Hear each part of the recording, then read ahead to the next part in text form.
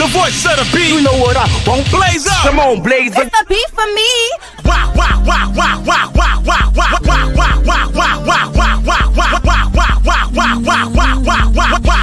wow, for your guy, for your B-O-Y. Drop it for your guy, for your B-O-Y. Do it for your guy, for your B-O-Y. Come on, baby, we live. For your boy, for your boy. For your boy, for your boy. Hustle for your boy. Fix it for your boy. Drop it for your, drop it for your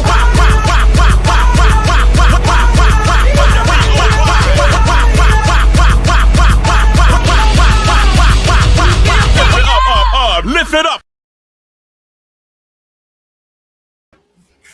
Happy Educational Friday. What's up? How y'all doing? Come on in, get the likes up on the video. Happy Educational Friday. Welcome to the morning Joce. I hope y'all are doing well. Come on in. We got a few things to discuss, y'all. Y'all, it's Friday. The weekend is here. Is it me or do the times just mesh at this point? It feels like in today's time, there is no time. It's just like, I mean, obviously there's time, but I feel like the way the time is going now is different. It's like, I can't even gauge what's what. Like, I feel like it was just Monday. You know what I'm saying? But either way, it is Friday. The weekend is here. What y'all got going on this weekend? Happy Educational Friday. Make sure y'all pull up later on for Educational Friday, where we will be here discussing education, okay? And I don't mean physical education like PE, but no, seriously, all Educational Friday is basically a place where we relearn and unlearn and relearn stuff that we were taught that were lies. Like last week, we spoke about Shirley Chisholm. And you know what's crazy? I saw a video or a picture or something on Twitter last night about something Shirley Chisholm said about Black Americans. And for y'all who don't know and understand what's going on, girl, somebody said, I thought it was Thursday. Girl, you had me checking the phone. Like, is it Thursday? I don't know. Happy birthday, Queen has spoken. It's your birthday. Happy birthday, beautiful. Happy birthday. But look, what was I saying? Shirley Chisholm, the person who they got us believing that she's on our side, was actually a tether from the Caribbean. Her parents were Guyanese and something else. Don't get me to lying. But she served on she ran for president as the first Black American woman president, even though she not Black American. I told y'all a lot about her, but then we found out that she wasn't us. And then to see her say negative or disparaging things about Black America made sense. But this is why it's important for y'all to show up to Educational Friday, number one. Because what we're going to do is unlearn the lies that they taught us in school, number one. And number two, it gets you to see what the witchcraft is, what the play is behind the scenes, because it's been a lot. Okay, a lot of the things that we believe have been nothing but lies. Okay, so we got, hey Miss Zoe, hey boo. So yeah, we got to make sure that we unlearn and relearn that stuff. And that's what Educational Friday is all about. So pull up later on today for Educational Friday. I am Voodoo Doll TV and welcome to the Morning Joce. Hope y'all are doing well. Like the video, subscribe to the channel if you are new, and let's get some morning announcements off the cuff, okay? Number one, Black America, you know I love you most. And because I love you most, I'm here to tell you what you need to do to get out of hell. Hell ain't in the ground. Hell ain't a place. If it's a place, you already there. You want to get out of hell or you want to go home? You want to go to hell or you want to go home? Okay. If you want to go home, which is have a good life and really enjoy your life and combat this spiritual warfare, then you're going to have to basically ground, meditate, and pray. And also you're going to have to do genealogy so that you can get in touch with your ancestors, my love. We got people all in our lineages that we have no idea about. As a matter of fact, I forgot to reply to this young lady who just sent me an email today about her genealogy. Y'all know almost I ain't gonna say every day, I'm lying. But often I get people who email me about their genealogy stories. And if anybody's on here who knows that I'm not lying, please drop down in the comments if you feel comfortable. But I'm saying all that to say people are really understanding who they are. This identity, y'all don't know how much it is going to free you. And when you know who you are and where you came from, it literally changes your entire life. So this is why I tell y'all, Please do your genealogy and also ground, meditate, and pray. Your grounding and meditating is going to help you to combat this spiritual warfare. And it's also going to help you with your health, physical health, and mental health. Oh, let me also say this too. Shout out to physical health and mental health, because we definitely want that. But also, if you're going to be out grounding with the weather the way it is, please make sure y'all are hydrating. Because I know a lot of you Negroes been drinking Kool-Aid and Sprite and Fanta for the last 30 years, okay? And I don't want none of you Negroes to go outside, call yourself grounding. You see what I'm saying? Then next thing you know, the ground is on you. You know what I'm saying? So please, Black America, before you carry your crazy behind out there, please drink your little cup of water. You know what I'm saying? Hydrate, fat. Some of y'all don't drink no water. I get it. I can't live without it, so I'm different. But please have your glass of water once a day. You feel what I'm saying? Before you go run outside, running in the streets. I'm telling you now, you be calling yourself out there grounded, the next thing you know, the ground on you. You wake up feeling like the ground on top of you, girl. Please. Yeah, drink y'all some water and hydrate too. I wanted to add that too, because I always tell y'all to go outside and ground, but I never thought about it, given how hot it is, because I drink a lot of water, so I don't have to hydrate. However, given how hot it is all over America, you need to drink some water, okay? So please hydrate and then go outside and ground, meditate, and pray. Also, genealogy, like I said, genealogy is our key to freedom. It's our key to getting out of this hellhole. Do your genealogy, okay? Now, we've gotten that out of the way. Why are we here today, Ike? Why is we here? You know why we here. Because it's Friday. Why not? It's the morning Joce. But we got a few things to discuss. Number one, you saw the thumbnail. Asians cosplaying Black Americans again. But we already know this. Now, what we're going to talk about today is how well they perfected changing their hair to our hair. You know, it's ironic that in America, we are shamed into loving our hair. And a lot of it is on ourselves. It ain't all the way on the enemy. A lot of it is on ourselves. But we are ashamed of our hair. Meanwhile, these Cabbage Patch Kids all across the globe are literally going all out of their way to look just like you, to have your quote unquote nappy hair. They found all kind of technology to turn they straight pine cone hair into yours. They getting locks, braids, all kinds of stuff, okay? So please, Black America, we're going to get into that. And honestly, it's going to be rich with me with the ponytail in today. But still, the point is this. We got to learn to love who we are originally outside of this. The makeup, the hair, the linings, the beards. Well, the beards kind of go with it. But the linings, you know what I'm saying? Who are we under this stuff that we present to the world? Because while we hate us, they are over there literally trying to be us. That's big. We're going to get into that. We also need to get into Nigeria. So tell me why, since 2019, they still trying to pass laws so that people can't do a number 2 in public down in Nigeria. And you know what's ironic to me? The Nigerians, shout out to y'all, but unshout out to y'all. Because y'all come to America and y'all put y'all ass on y'all shoulders. But I ain't talking to y'all. Let me talk to Black America right quick. Black America. Do you understand that the only reason these people are walking around with their ass on their shoulders is because you don't know who they are? Screw who you are in the moment. You don't know who they are. So they're able to come over here and put on a mask and make it seem like, first of all, they represent Africa. Let me start by saying this. Nigerians are the newest Africans ever created. I know what I said. I don't need to re-say it. Nigerians, allegedly, are the newest Africans ever created. They not even from the Searle, allegedly. But yet and still, Nigerians are heavy in America, representing the whole of the continent of Africa. And on top of that, they're trying to look at us as if they are somehow better than us because they reign from the continent. Mind you, they are the least of all of those on the entire continent. Nobody on that continent likes Nigeria. Nobody. I'm going to be real. Nobody. But they come to America because we don't know what's going on over there. And also because we don't know what's going on over here. They come here and they get to feeling like they this, that, and the third. But I'm here to tell you, we need to bust this open. These Nigerians, no shade, ain't worth 2 nickels. They not. They don't have nothing. They don't get nothing till they get here. And this is what they use to reign over you. Because in their minds, you don't know who you are and they do. Mind you, they don't. Ask a Nigerian about their grandparent, where their grandparent come from. I bet you they can't tell you because they was made in the lab. Allegedly.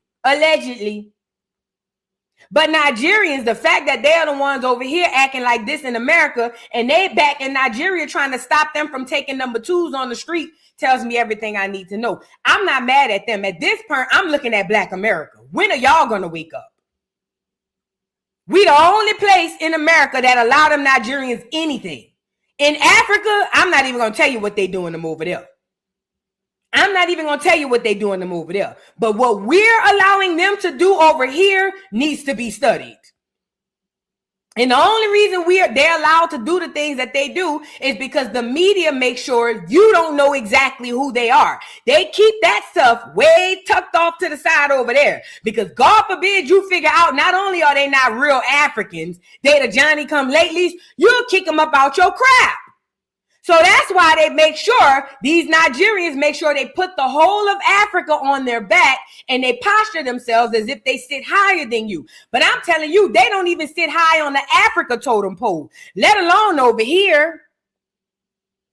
And it's high time, Black America, you understand who it is you're dealing with. Stop letting these foreigners with the hard ER come over here and cosplay as somebody that they are not.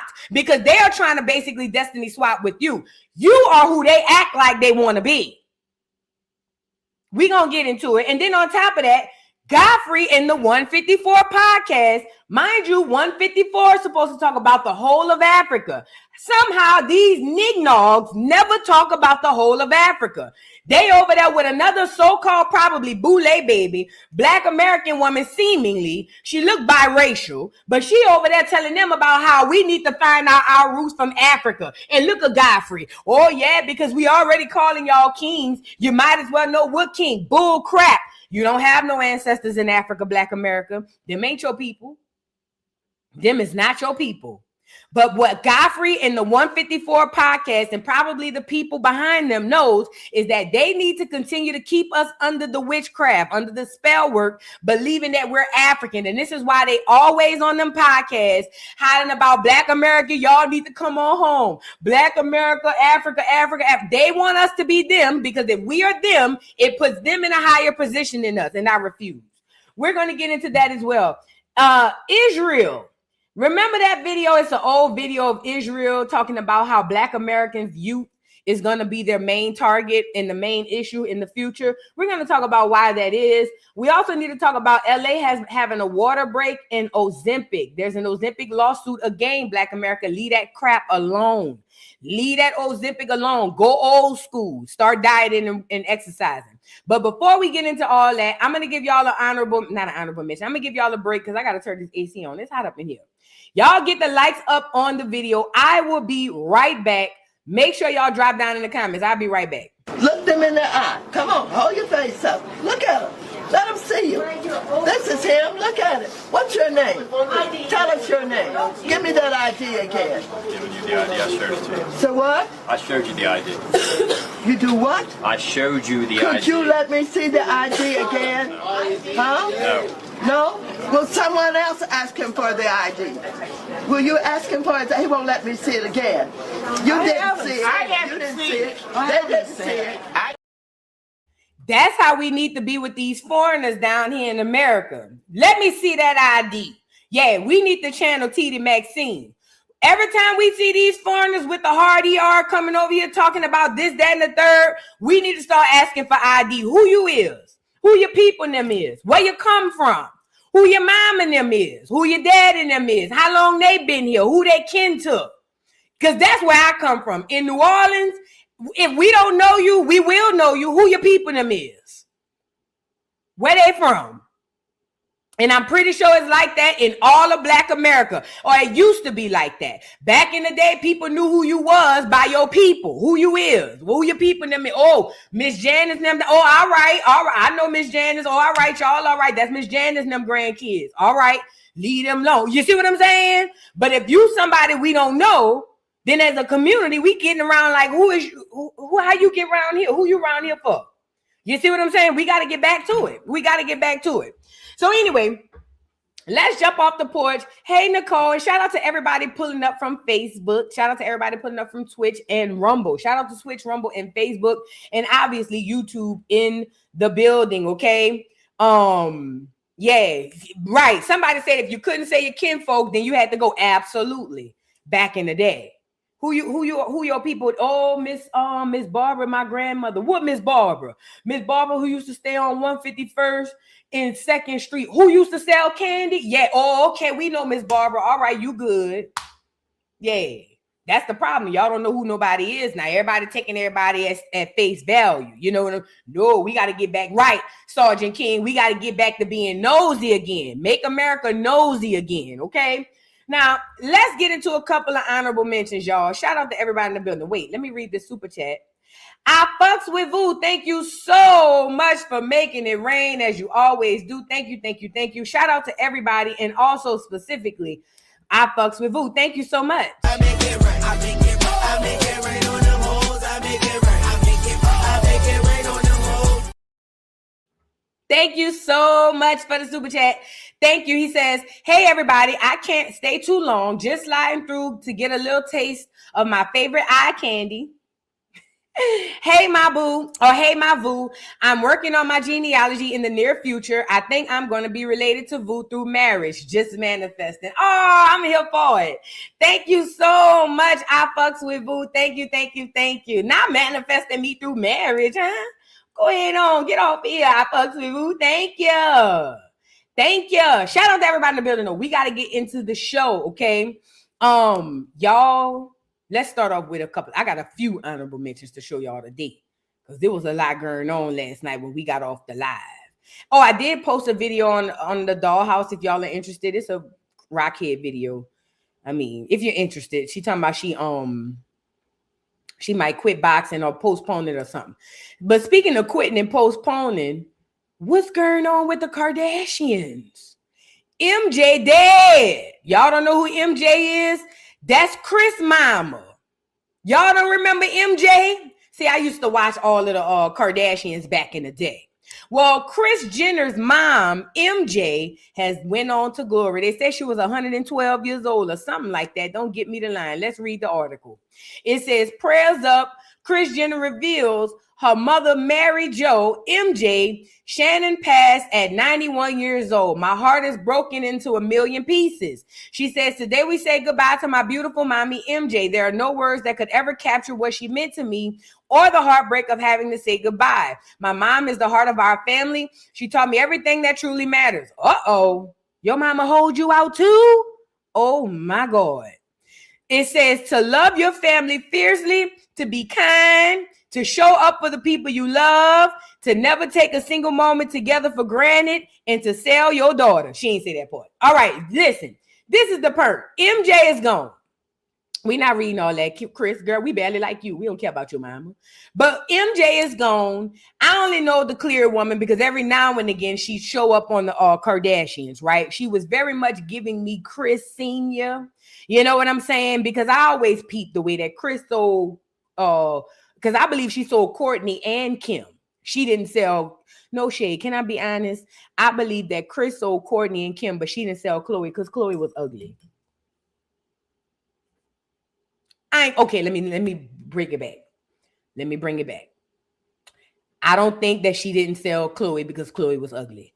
I think that she only sold Kim and Kourtney, but not Khloe because Khloe was different. She was different.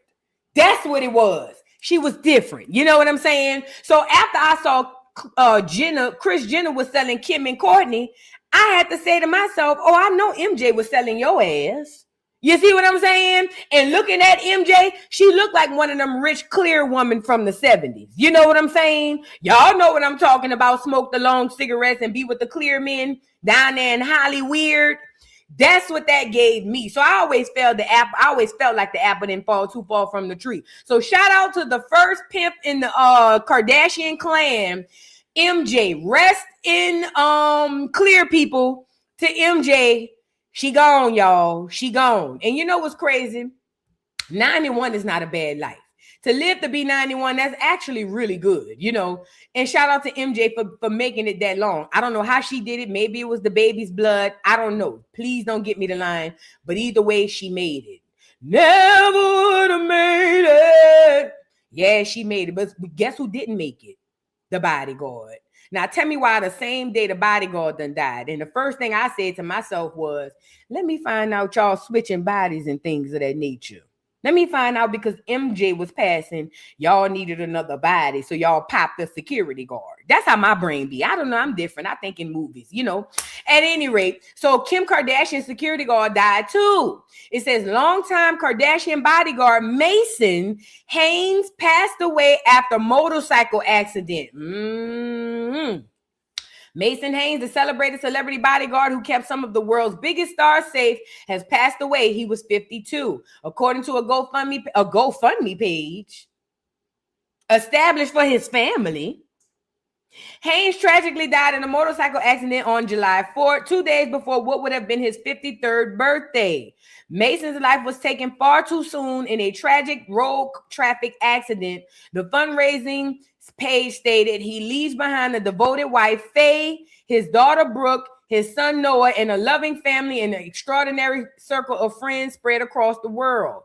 Remembered by those who knew him best as the protector, mentor, and a giant in every sense of the word, with an even bigger heart. The fundraiser was launched to support his wife and 2 children during this incredibly difficult time. The goal is to ensure he gets the send-off he truly deserves, a celebration of life that touched so many people. Additionally,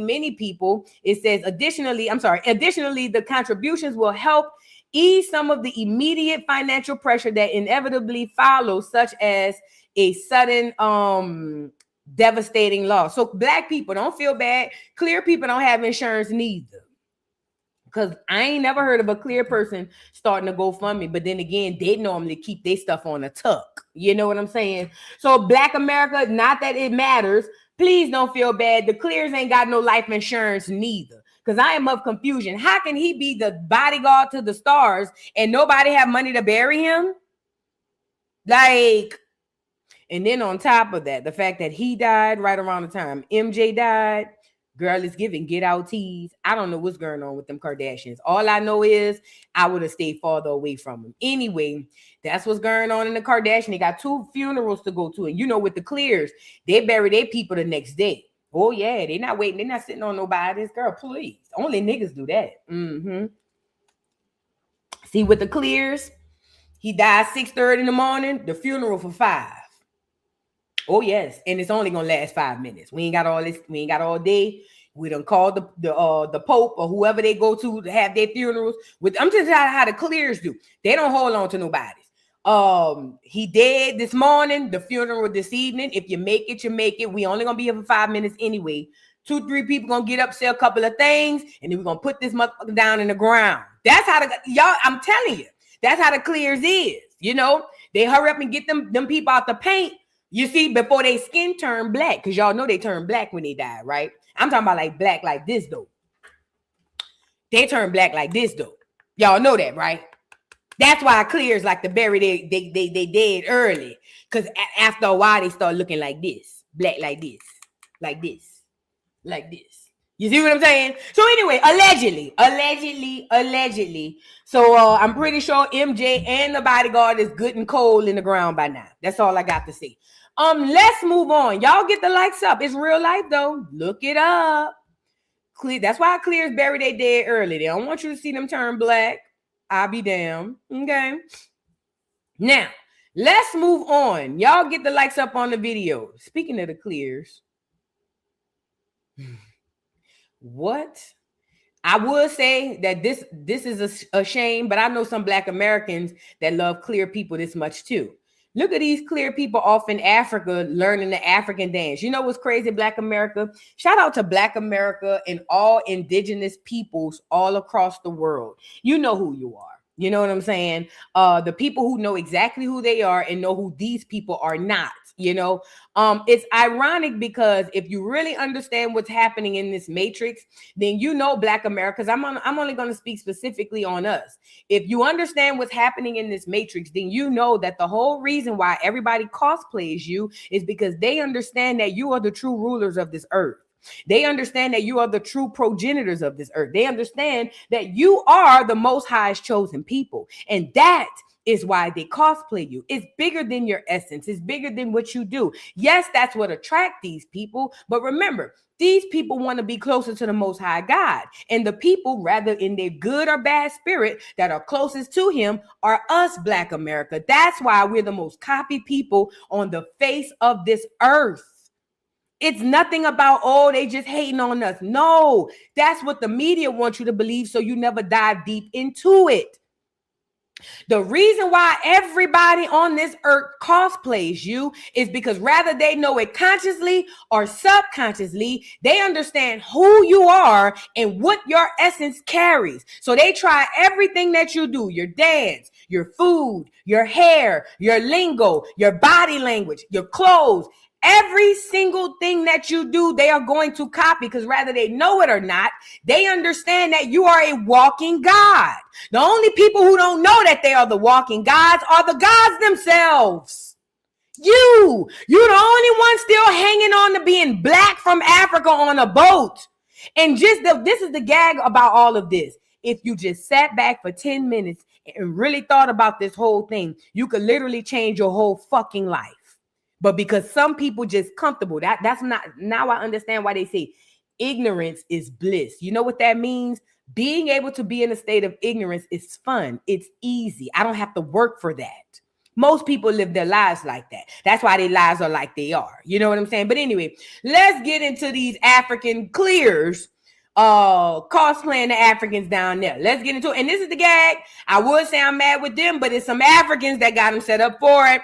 Oh, and by the way, shout out to these Africans. I want y'all to know these clears, they come in, they integrate, and then they infiltrate. In about 5 years, the clears gonna swear to God, they're gonna write a new book and swear to God they've been in Africa for a trillion years and that they started the culture. So that's how it goes.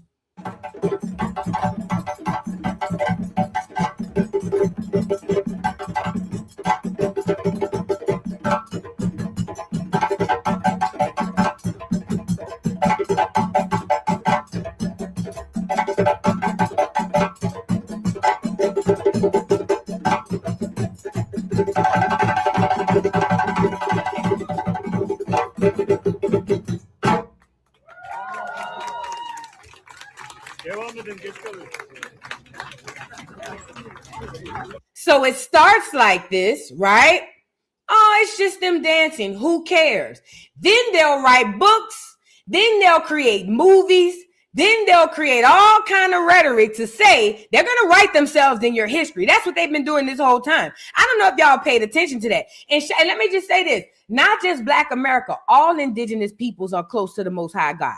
That's why they copy everywhere they go. All indigenous people. Do you hear me?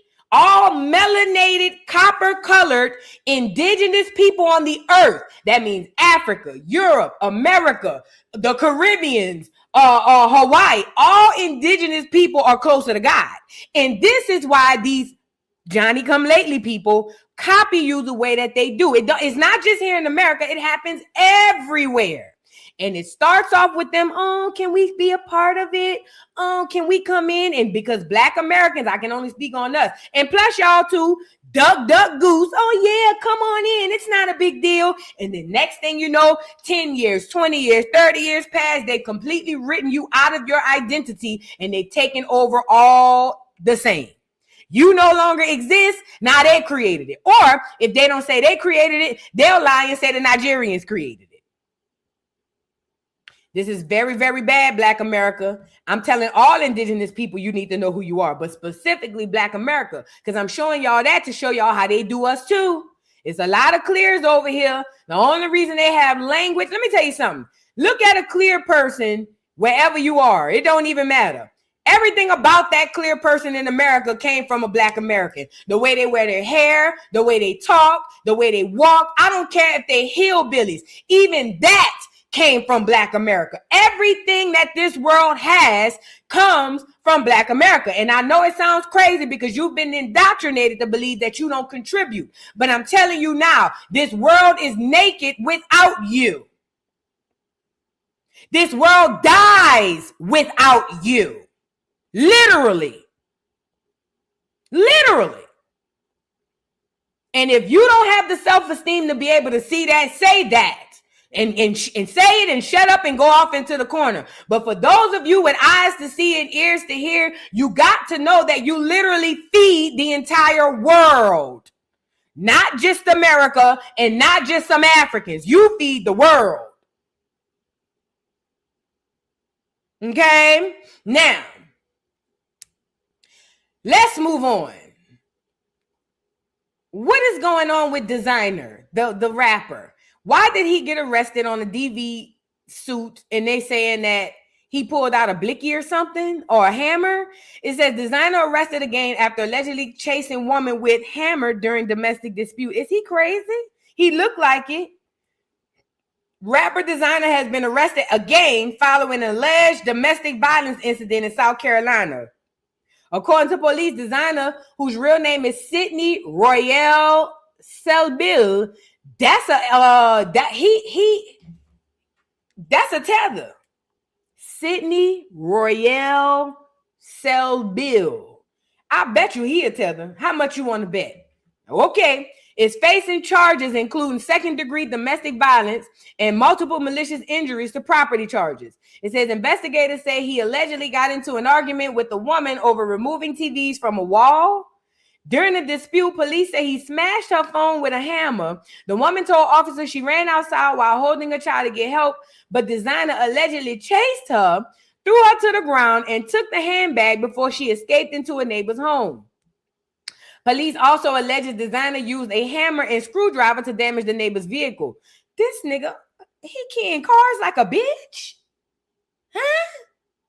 The arrest comes months after Designer was previously arrested in March in connection with another alleged domestic violence incident involving the same woman. He is scheduled to appear in court on October 16th. Keep that nigga locked up.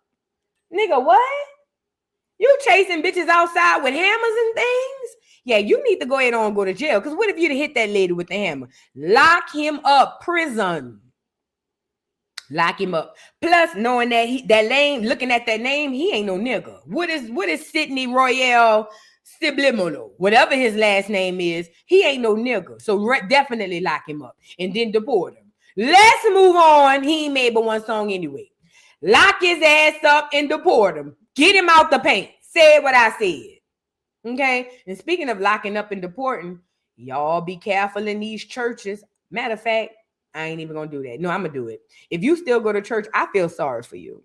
You know what I'm learning? No, I ain't gonna do it. No, I can say it. Yeah, I'm studying long. Let me just say it. I'm learning that a lot of people who go to church, not all. So if it's you, if it's not you, and it don't apply, let it fly.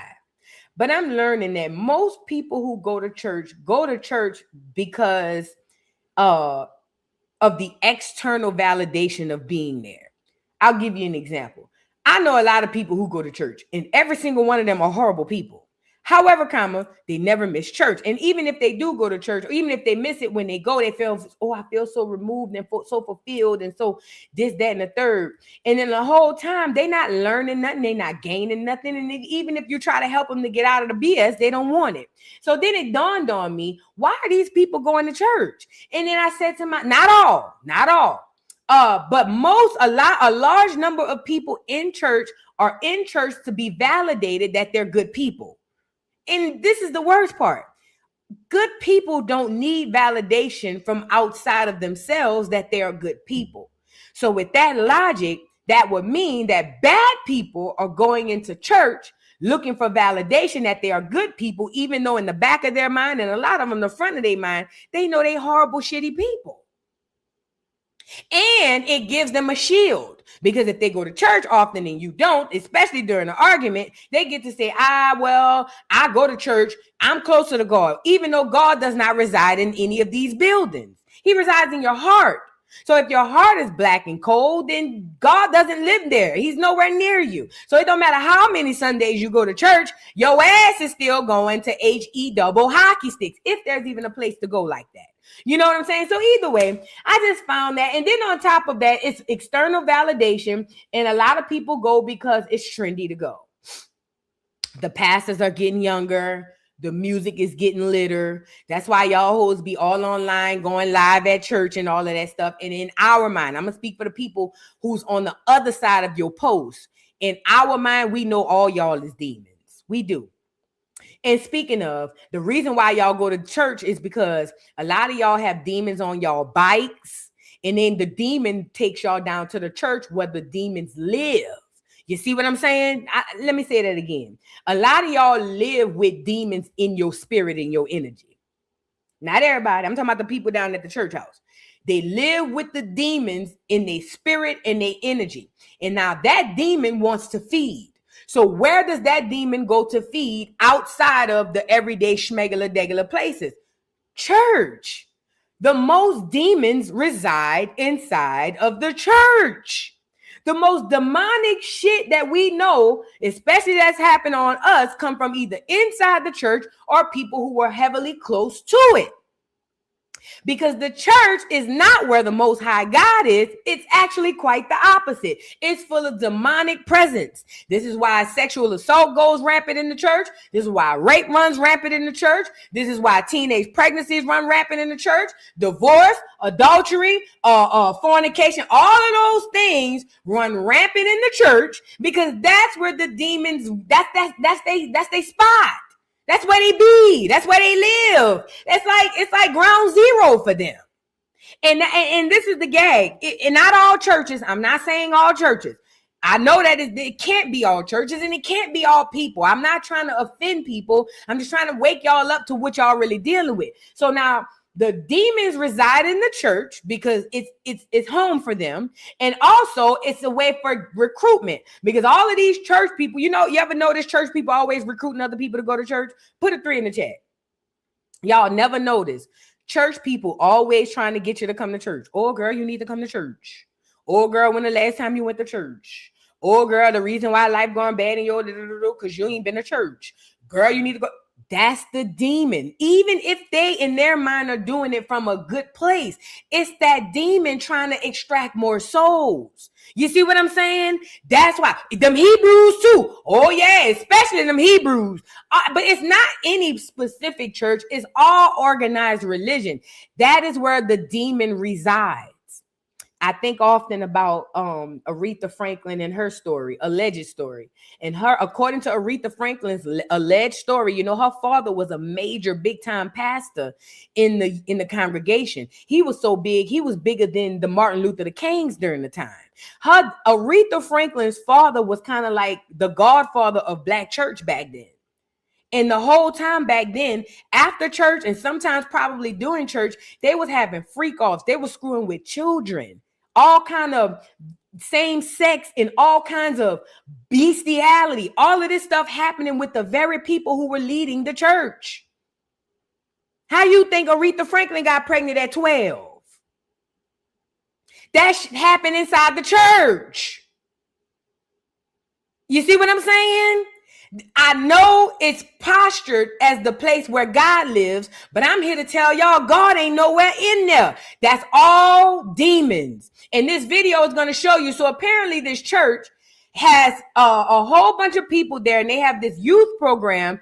Tell me why one of the church hired a sex offender to be in charge of the children and then didn't tell the parents now. And now when the parents find out, now they about to lose their mind. But let me say this to the parents. I fault y'all.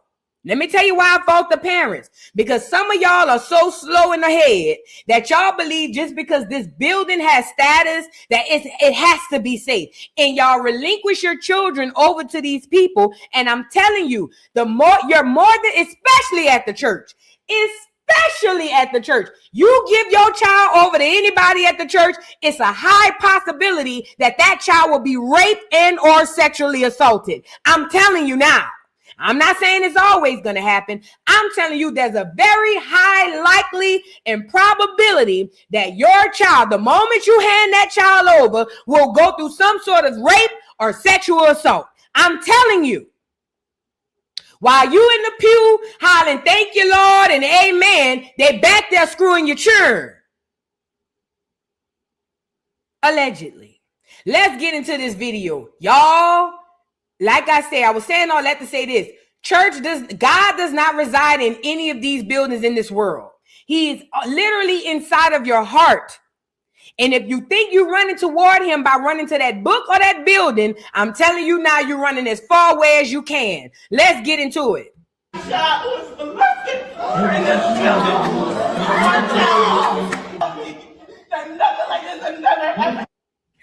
New tonight, emotions ran high, as you just heard, as dozens of parents and community members packed a meeting at a Pawleys Island church after learning a registered sex offender had been volunteering at the church's school. Good evening, I'm Adriana Lawrence. 7-year-old Warren Perry was arrested Tuesday, accused of violating his probation by working in close proximity to children. He was convicted in 2023 on a third-degree sexual exploitation of a minor charge from 2020. News 13's Jordan Titus is live in the newsroom tonight. And Jordan, what did church leaders and parents have to say? Adriana, during the tense community meeting, emotions boiled over as families asked how a convicted sex offender was allowed to volunteer at the school. Take a listen. No, you don't. You're reading from a script. You're not sorry. Speak to us as parents. You are guilty.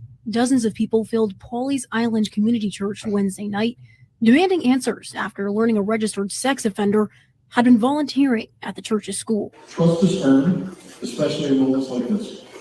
Our goal tonight is straightforward, explain how we got here, and to explain what actions have already been taken. Church leaders say they knew about Warren Perry's conviction, but believed he was following the conditions of his probation while under what they called strict supervision. At this point, we have absolutely no evidence that any child at PIC or PICA was abused or harmed by Mr. Perry. None. I'm running to Nikki that my child was molested. Nikki told me that nothing like this has never happened. He explained why he didn't tell teachers or parents about Perry's criminal history. The room erupted. This is a family. You tell your family. Our kids are not a lottery system. Now, the pastor later admitted church leaders made the wrong call when deciding who should be confirmed. He says Perry was removed from campus and announced immediate changes, including expanded background checks and a review of their safety and communications process. One parent we spoke with after the meeting says those reassurances did little to ease their concern. I'm not sure that they could win back my trust. Oh no, the pastor was making a formality, trying to placate people, make himself look good. I mean, it's obvious that he's just a little robot. She says she got a call Monday about Perry's background. And I said, who is it? And she said, are you sure you want to know? And I said, yes, I want to know. And she said, it's Mr. Warren. And I said, well, my kids talk about him all the time. And he is always around when I pick up. He's always around. Perry was arrested Tuesday for violating his probation. And according to online records, the 70-year-old was released on bond this morning. We reached out to the church for comment, but did not hear back. My child was molested. Can I say, y'all want the truth? Do you want the truth or do you want to lie? Because the truth is just this. The reason why the pastor didn't tell y'all, because he probably a molester too. I keep telling y'all that. And I don't give a damn if this is a white pastor. The black ones be just as bad and sometimes worse. He probably hired the sex offender on purpose so that they could screw y'all children together. That's the truth. They be setting this shit up. The people y'all love on and trust on, they be sex offenders them damn selves. They be goddamn molesters and yay. That's why that man could sit up there with a straight face like, well, it's not a big deal. Because they both was in there playing with y'all children together. If he had, if the pastor hadn't got in on it yet, if y'all would have gave him a little while longer, he would have been over there touching on your children too. But this what happened when you believe God is outside of you. This what happened when you believe God outside of you. I could take it further than that. Not only is the pastor be messing with children, but the people over the church and over the people down there over that's on the board for all churches in the state, they touch children too. Yay!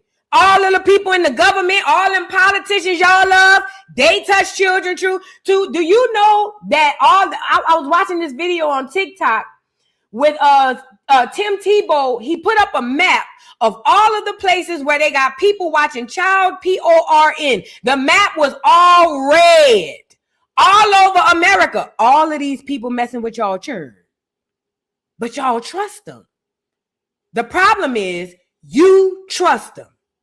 All of them messing with y'all children. And let me just say this.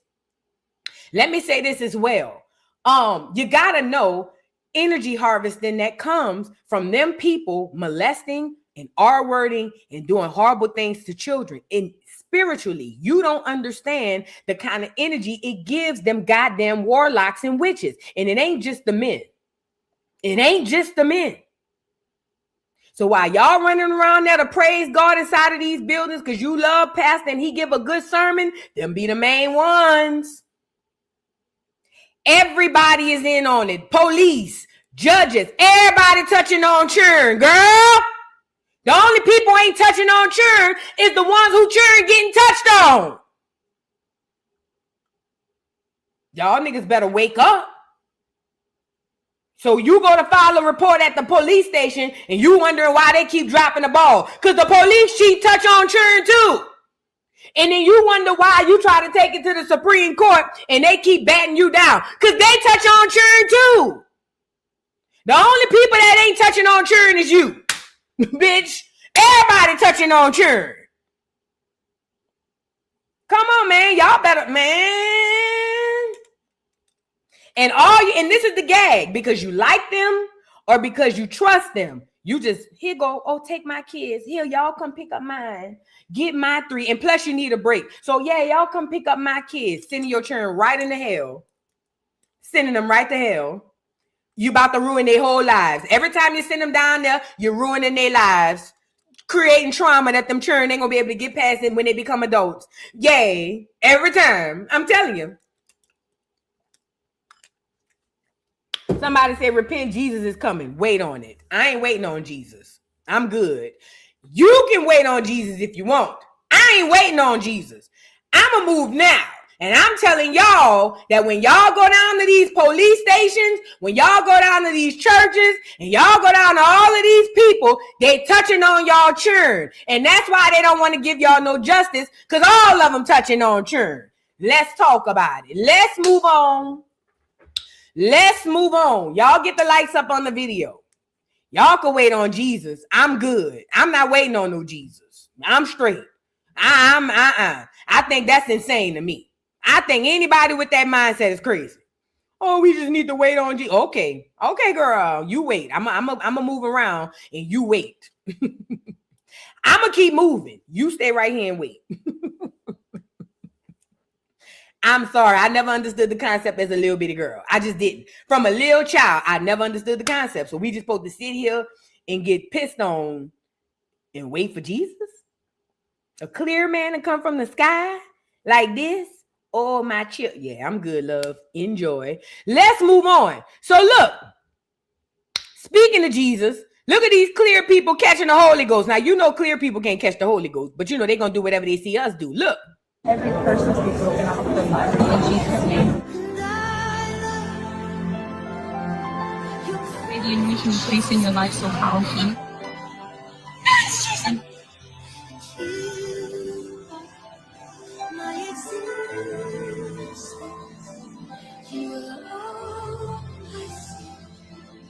So yeah, everybody falling out catching the Holy Ghost, and while y'all on the ground trying to come to, they in there touching y'all churn. Let's move on. While you on the ground comatose, shaking, doing all that ugly ass shit, looking like you're catching a seizure, they got your churn in the back. Let's move on. I ain't got time to play with y'all. That's not funny, but I'm saying, you know what I'm saying? It's not funny, but you know, let's just move on. Why y'all back there? I done seen a couple of y'all catch the goddamn Holy Ghost. I swear this girl that I used to know, I wanted to kick that bitch when she caught it. Cause bitch, you ain't catching no goddamn bitch. I was about to say the Super Bowl. Cause that whole caught the Super Bowl. She ain't caught no goddamn Holy Ghost. Y'all, I'm gonna tell y'all a quick story. I remember in New Orleans, they got this place called the Lake. And it's a place where they got water and people go out there and hang out and chill. I think I probably told this story before. But I remember me and my homegirls went on the lake like 1 o'clock in the morning. I'll never forget. Well, I don't know what we was doing out there. Probably smoking and whatever. I don't know. Either way, we out there josing or whatever. And these clear people just walk up on us out of nowhere talking about they want to pray for us. Now, mind you, I'm like 15, 16. What? And my mama Jehovah's Witness. So we don't play like that, letting people pray on us. So when the people come up talking about, y'all, would we like to pray for y'all? I said, hell no. And my homegirl with her stupid ass, they bucked her up to let them pray for her. Had this hoe in the middle of the circle going. And the clears was all around this hoe saying, thank you, Jesus. Thank you, God. Save her, God. And this bitch in the middle. I'll never forget it. And I remember I looked up. I said, bitch, get your stupid ass out the middle of that goddamn circle. And I went to grab her. But the people had hurry up and tried to block me from in the circle, girl. And they were calling me all kind of demons and devils. The lady said I was going to hell. The lady said all kind of shit. And I'm looking at my friend in the middle of the circle. When that hoe came out that circle, I said, bitch, I hope the demon is in your ass. They were talking about the people just wanted to pray. Y'all crazy. I was 15 and I knew that something was wrong with that. I said, bitch, I hope the demon done crawled up your ass, bitch. Oh, yes. Yes, I did. Because, bitch, why would you get in the middle of that circle and let these clear people pray on you? Had this hoe in the middle. Girl. I wanted to hit this hoe so bad watching her in the middle of that circle, girl. We had to be like 15, 16. That's the gag. Why would you do that? I don't know. I've always been before my time. That's all I gotta say. I always been before my time. I ain't leave. I was still there. They wouldn't let me get in the middle of the circle, girl. It was like 6 of them. Girl, they kept calling me a demon. They kept saying I'm going to hell. Don't listen to her. Even after the prayer, they were telling her not to hang with me no more. And look at my stupid ass. You stupid bitch. Letting them people pray on you. Girl, look at the people. She's the devil. Don't pay her no mind. She's a demon. She's got demons on her. No, bitch. Y'all the ones with the demons. I know y'all lying. Anyway, let's move on. Girl, yes indeed, girl. She come out that circle talking about, I just let the people pray. Bitch, why was you in the middle of the circle doing this? Talking about, I had to do that. No, bitch, no, you did not. Them people didn't ask you to do all of that. Talking about she did it because the people was praying. Girl, the moral of the story is, y'all, don't let nobody pray on y'all. Don't, please. Because you don't know who they praying to, and you don't know what kind of energy harvesting. Matter of fact, that's probably why that hoe was in the middle of the circle doing that. They probably was harvesting that whole energy, for all I know. Because she was a little slow. Let's move on. Get the likes up. Clears is crazy. But honestly, they're only doing what they see. They only doing what they see us do. That's why you see clears catching Holy Ghosts and things of that nature. They're only doing what they seen us do. And speaking of doing what somebody else do and doing what you see, Dwayne Wade, la boy, Zaire Wade. We got another update. Y'all know he got a DV situation. So Dwayne Wade's son, Zaire Wade, not the one that's a punk, the one that's a boy, He had a DV incident with a girl and they arrested him. Now his daddy was trying to go down there and get him out, but I guess the people said his money wasn't long enough or something. I don't know, but it says that they wanted to get the case dropped, but the people said no. It says Zaire Wade appears in court, pleads not guilty to felony charge. Protective order remains in peace for the alleged victim. Now remember I told y'all Dwayne Wade thought he could use his celebrity to get his son off. But baby, whatever county they in Florida said hell no, okay? It says the eldest son of NBA Hall of Famer Dwayne Wade appeared in a Pasadena courtroom, or this LA, Thursday and pled not guilty to a felony charge stemming from a June incident in Burbank. Prosecutors allege Wade inflicted corporal injury, what the fuck, on a romantic partner, and says officers responded to the scene after reports of a woman screaming and found the alleged victim with lacerations. What this nigga was doing, a sacrifice? The fuck? What this nigga had going on? Lacerations? It says Wade was booked and released the same day on a $50,000 bond, and an emergency protective order remains in place for the alleged victim. It says reports indicate prosecutors also mentioned an unregistered firearm found around the scene during the arraignment. Now, hold on, because I need to know what this is. Let me get the other phone. Hold on, because I need to know what it means to inflict corporal injury. Hold on. Because that sounds big. What does it mean to inflict corporal injury on a partner? Inflicting corporal injury on a partner means intentionally using physical force that causes visible or internal harm. This includes things like bruises, cuts, or broken bones, and it's a form of domestic violence. The partner could be a spouse, co-parent, or someone you're dating. Ooh. So to me, that sounds like I'm beating you because I want you fucked up. That's what intentional corporal harm is. Meaning I'm not just popping you because you made me mad. I'm popping you because I want you to get a black eye. You know what I'm saying? Or I'm not just hitting you because you hit me. I'm hitting you because I want to break your arm. That's what it sounds like. Or I'm not fighting you because you made me mad. I'm fighting you because, bitch, I want to bust your head to the white meat. You see what I'm saying? Ooh. Giving his daddy. Ooh. Ooh. No wonder them people ain't want to drop the charges. That nigga's ill. Something wrong with this nigga. Would he wanted to be the girl and you let Zaire be the girl? I don't know. All I know is keep this nigga far away from your prayers, please. As a matter of fact, he might be doing some shit he seen his daddy around there doing, because you know him and Gabrielle Union, you know they on some real freaky shit. You know what I'm saying? He probably done walked in on Gabrielle with his daddy bent over on a horse or some shit, and now he want to try it with his old lady, and the girl ain't on that type of time. That's what it's giving to me. You see what I'm saying? He done saw some shit and said, when I get old, I'm going to try it. And you done tried it with the bitch. And the bitch said, I don't do all of that. I don't know. Either way, guard your children. Please. Guard yourself at this point. Lord, these niggas is hitting you. They won't see you bleed. I didn't know DV had different tiers. You know? I didn't know they had different tiers of domestic violence. I thought a nigga just popped you because he wanted to pop you. I didn't know niggas was popping you. You feel what I'm saying? Because they want to see you bleed and it's fun to watch you bleed out. Ugh, nigga. Even though all of it's bad, but I'm just saying, like, this is sadistic. Like, bitch, y'all be in there reading demonic books and stuff? What kind of, how did, nigga, who raised you? And this is also why that mama should have got custody of them children. You know, Dwayne Wade went down to the courthouse and probably paid the lawyers and the judges and all of that, so him and Gabrielle Union could get custody of them children. But this is why I say the mama should have won custody of them children.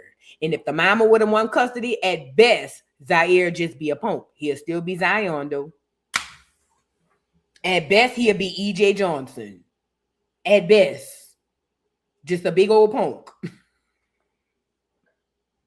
And it's not that he's a girl. It's nothing wrong that Zaire is a TS. That's not what I'm saying. But what I'm saying is if he stayed with the mama, he'd just be a big old punk. You see what I'm saying? He wouldn't be.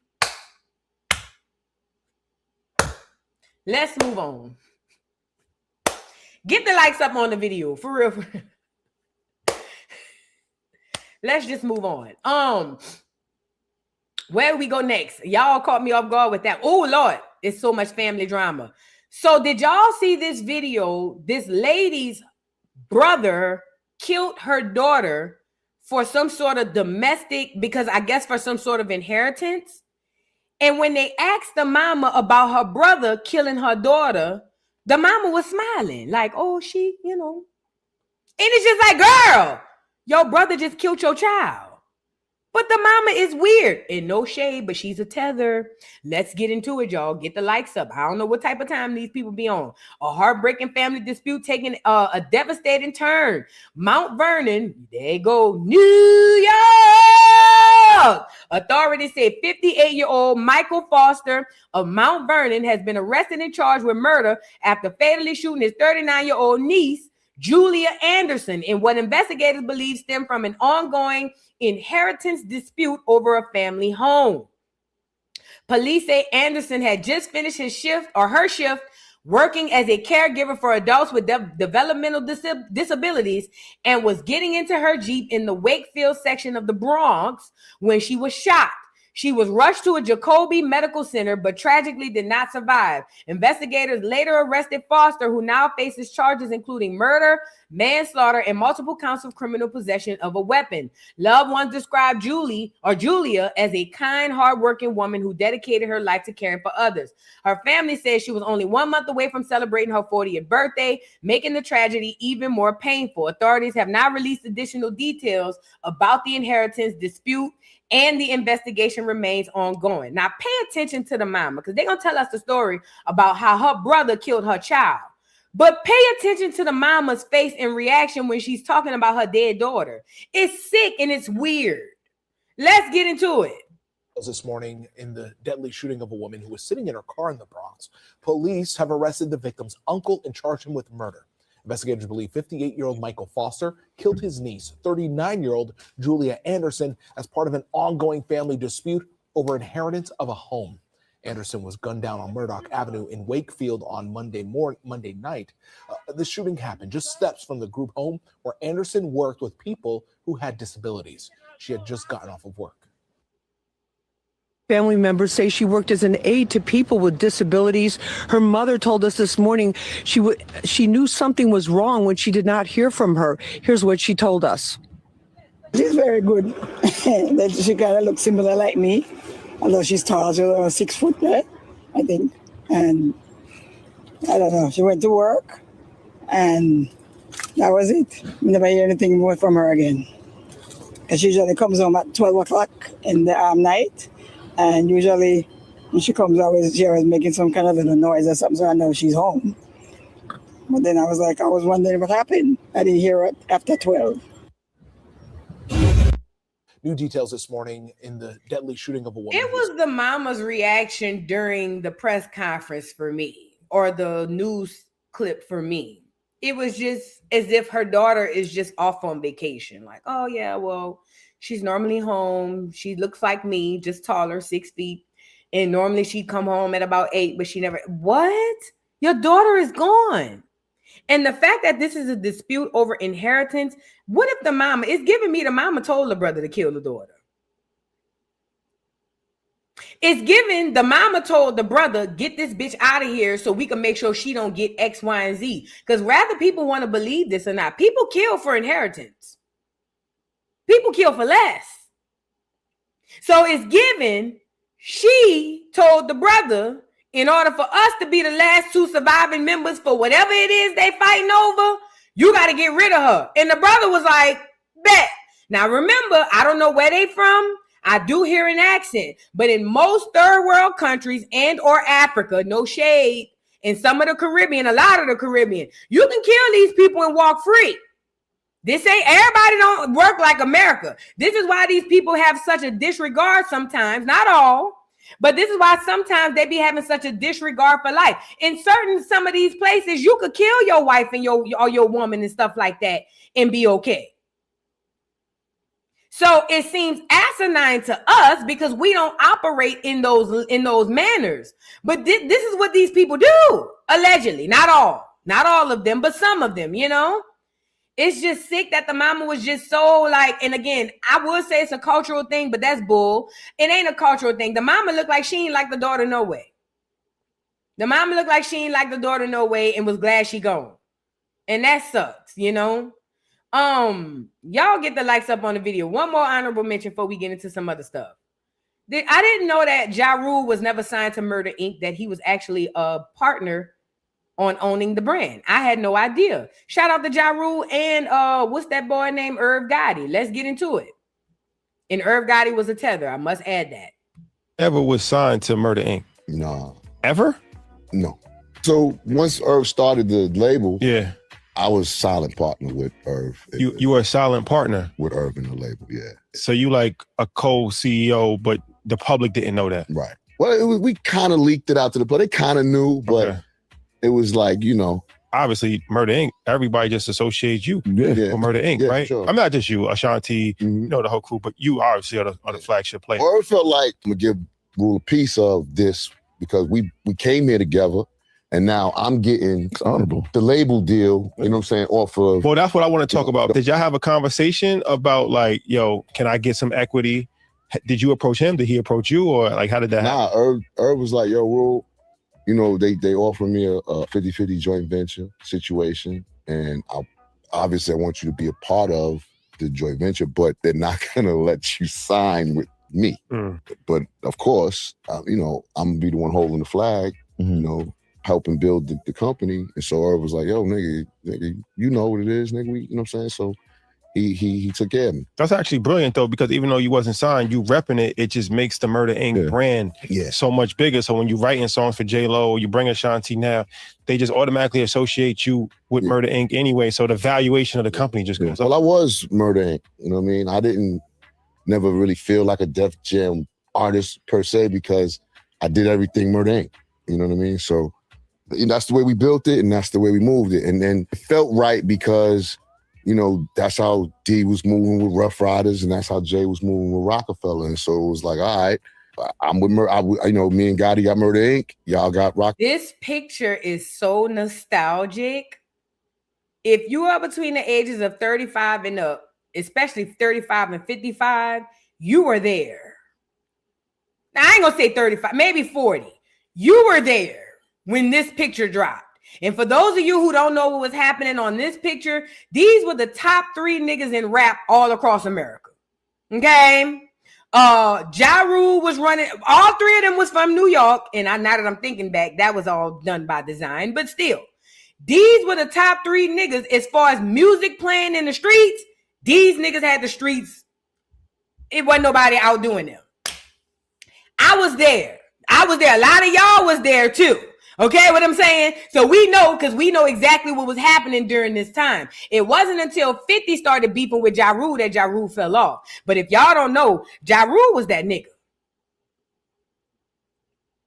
Ja Rule was that nigga. He was who he thought he was.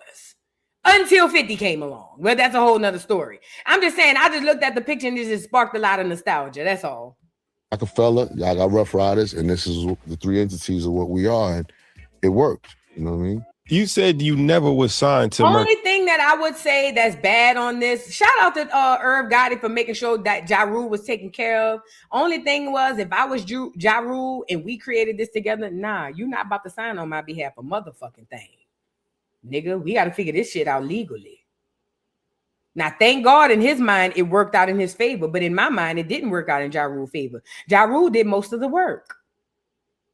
So, yeah, you were a silent partner, but then he signed you out of that shit as soon as he signed with Def Jam. So, no, you were not a silent partner. You were for a little while. And then as soon as he signed with Def Jam, no more were you a silent partner. And you did all of the footwork. We only knew about Murder Inc. because of Ja Rule. And then later on, Ashanti. But when you heard of Murder Inc., You thought of Ja Rule.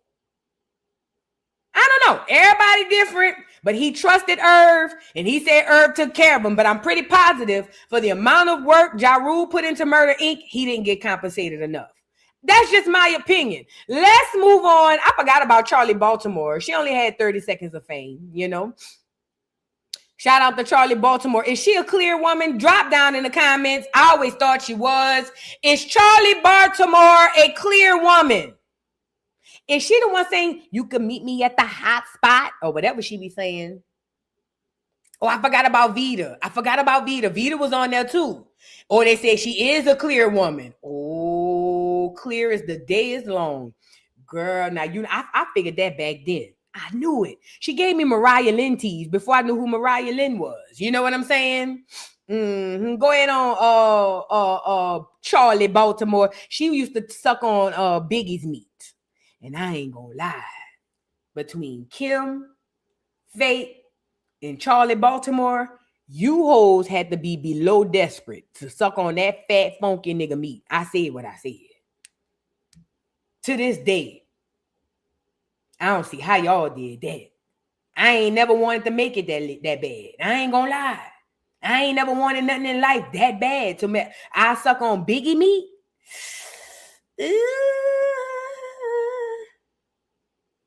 Y'all a different breed of hoes. Y'all hoes cut from a different cloth. No shade. Y'all cut from a different cloth. I couldn't do it. They couldn't pay me to do it. Biggie? He looked like he was funky and nasty and cheesy, and his eye used to do like this. Every time you used to look at Biggie, one of them eyes used to. Let's move on. I just ain't never been that bad. I've been homeless. Have I been homeless? Technically, yes. So yeah, I've been homeless, and I ain't never thought of sucking no big ass nigga like Biggie meat. It just ain't never came across. Even in my worst, I have a line. Even at my worst, when I'm about to die, they still got a line. Bitch, suck Biggie meat or die. Bitch, out of here. R.I.P. Do you hear me? Bitch, out of here. See y'all in heaven. When we all get to heaven. What a day of rejoicing that will be. Hell yeah, bitch. Send me on up out of here. Pack up. Pack me up. Get me out the paint, bitch. I gotta go. That ain't my ministry. Let's move on. I ain't lying, dude. Nobody could have paid me to suck Biggie meat. I'm sorry. I don't give a damn how good that nigga rap. You couldn't pay me. Gun to the head. Suck Biggie meat. Pow. Bitch, it is what it is. Let the chips fall where they may. Let's move on. All right. One more thing, because I did want to show y'all one more thing before we move on. The gay agenda that's super prevalent on the internet. Y'all, Black America, listen to me. Especially if you're in the LGBTQIA plus community. They're using your struggle. All of these so-called straight men are going around playing gay because it makes them a lot of money. Not only that, it makes you believe that they are on your side. So now you're going to see celebrities. A lot of celebrities are going after the gay community. This is done by design. It is very lucrative for these so-called straight people to act gay. Now, that's one part of it. The flip side of these so-called straight people acting gay is they're going to influence other so-called straight people to act gay as well. Now, yesterday we spoke about Saucy and the punk juice, right? And I told y'all that punk juice got all over the internet and it's turning a lot of these dudes gay. Well, apparently, Black Boy Max and obviously a whole bunch of other these so-called heterosexual men who don't want to say that they're gay but want to do all kinds of gay stuff, please know what you're looking at. These are advertisements for your children and for people who are followers alike. They want people to be so confused sexually to where it literally messes up procreation. I'm telling you. And I know some of the gays may be sensitive about this because you've been attacked. I'm here to say I'm an ally, and you're right. You have been attacked, and there's places for you, and you should be able to be. But they're using your struggle to screw the rest of the world. I'm telling you. So Black Boy Max wants us to believe that he's straight, even though everything he does on all of his streams are gay. Mind you, they are at Streamer University. Oh, and by the way, let me add this as far as Streamer University. Streamer University is going to be bigger than all colleges combined. Streamer University is going to be bigger than Yale. Streamer University is going to be bigger than Princeton. Streamer University is going to go to Streamer University is going to be more prestigious than graduating from the highest college in the land. I'm telling you now, because they're dumbing the whole world down. Nobody's going to care about education anymore. You're at the beginning of Streamer University. It starts now with Kai Cenat. He don't really own that shit. They just using him as a puppet to put it through. So they're going to start Streaming University now. Right now it's trendy to come on in, but I'm telling you now, in the future, Streamer Universities, because there's going to be more than one, are going to replace college. So all of y'all down there studying, oh, I got to pass my test.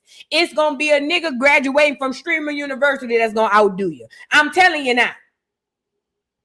So it starts off now at Streamer University is just as one thing, but it's going to snowball into something that we ain't even ready for. On top of that, they are at Streamer University, and you know that Kai Cenat basically used the energy of the public to sell tickets or sell the actual university itself. So how did he do that? He had all of those people go out there and audition, millions of people knowing good and well none of them was coming through, so that he could specifically handpick the people he wanted. Some of those people he handpicked were Black Boy Max and this gay guy. I've noticed this gay guy is all over Streamer University. This is all about advertisement and placement. You place the gay guy among so-called straight men and make the so-called straight men act gay. Whole time they maintain their heterosexualness, and the whole time not realizing subconsciously that you're turning them gay.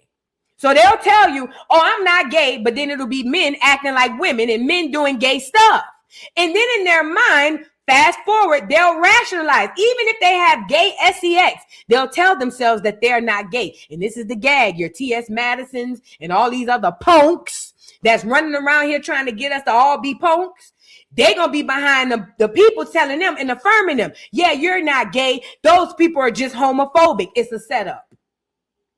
It's a setup. It's a setup. They're going to play y'all. They're going to play all of us. And they're going to turn all of our children gay. Gay is two left shoes. And I don't know what that means. I just know my mom used to say it all the time. But yes, all of our children going to be gay is two left shoes. And it's going to be so-called straight people, because they're going to say that they're straight, but they're going to be gay as hell. And this is the gag. If you say that they're gay, they're going to try to make it seem like that's a hate crime. Oh, you can't say that I'm gay because I say that I'm straight, but you with a punk. And y'all be sleeping together. But I'm straight. But it's a play. Let's get into Black Boy Max and this gay guy. Now, the gay guy is asking Black Boy Max if he's gay, and Black Boy Max is saying no, that he's straight. Remember, he has to maintain being straight so that people will follow him. Let's get into it. You gay? No. Bi? No. Pansexual? No. Transgender? I like women. Women, like... My question is, why are you asking them? I'm not asking. I mean, listen. It's the university. Nobody's going to bully you. And I'm thinking about making an LGBTQ club. Because so are you gay? No.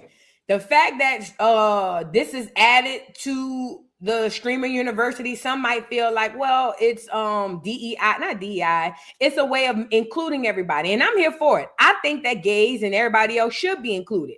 But I don't think that that's what this is. This was intentionally done. They intentionally hired this gay guy or brought him on, and they intentionally brought on Black Boy Max. Think about it.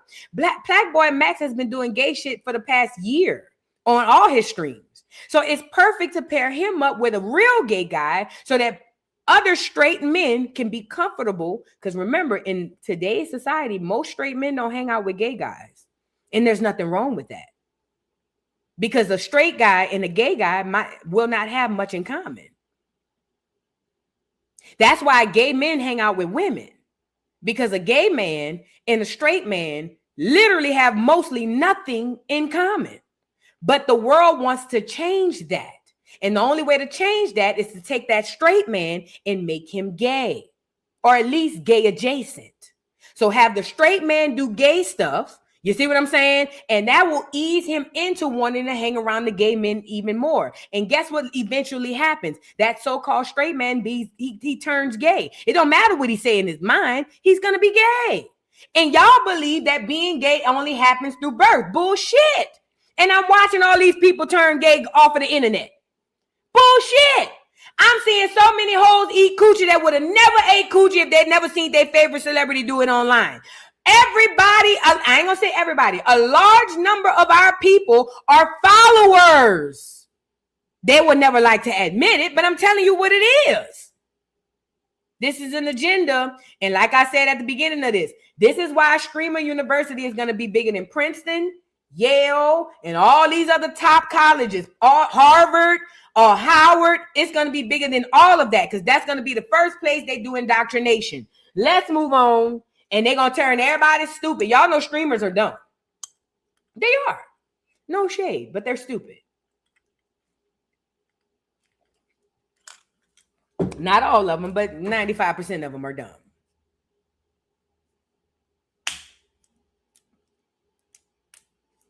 Let's move on. Get the likes up. Let's move on, please, and thank you. Now I want to get into let me see. All right, let's get into a couple of things that I have written down for this show. All right, I want to go and talk about the Ozempic. Let's get Ozempic up here. Now, y'all, Ozempic has been sued how many times? And guess what Ozempic keep doing when they get sued? Change their name. You know what it's kind of like? Say there's a restaurant on your corner and they've been shut down by the health department because they're not up to par or standards. Let's just say the health department shuts down Happy China restaurant on the corner because of health, issues or whatever. It's the same difference as if the people who own Happy China just say, well, you know what? They shut down Happy China, but they didn't shut down Sad China and then create a whole new restaurant in the same building. All they do is just change the name. That's what Ozempic does. It goes from Ozempic to GLP-1s to this, that, and the third, but it's still the same medicine, allegedly. Now, I'm going to say this. I'm not taking any medication, nor am I taking medical advice from advertisements. 20 years ago, you didn't get your medical information from Instagram, Facebook, and Twitter. You actually had to go to somebody who studied medicine and they talk to you about your body and your health. But now the world and the industry has hired celebrities because they know that most people are followers and they're stupid. I'm going to be real. So they hire these celebrities and now celebrities are giving you guys medical advice. Just because Serena Williams played good tennis, why in the fuck would you take any kind of medical advice from this hoe? Genuine question. Somebody drop down in the comments. Tamar Braxton, this bitch could sing her face off. But genuine question, why the fuck would you listen to her about taking prep? Just because she could sing. Cardi B, another one. She not even talented. But even still, y'all are taking medical. Y'all are actually going to get medical procedures. Y'all are taking medical advice from freaking celebrities. No, gone are the days where a doctor told you what's wrong with you.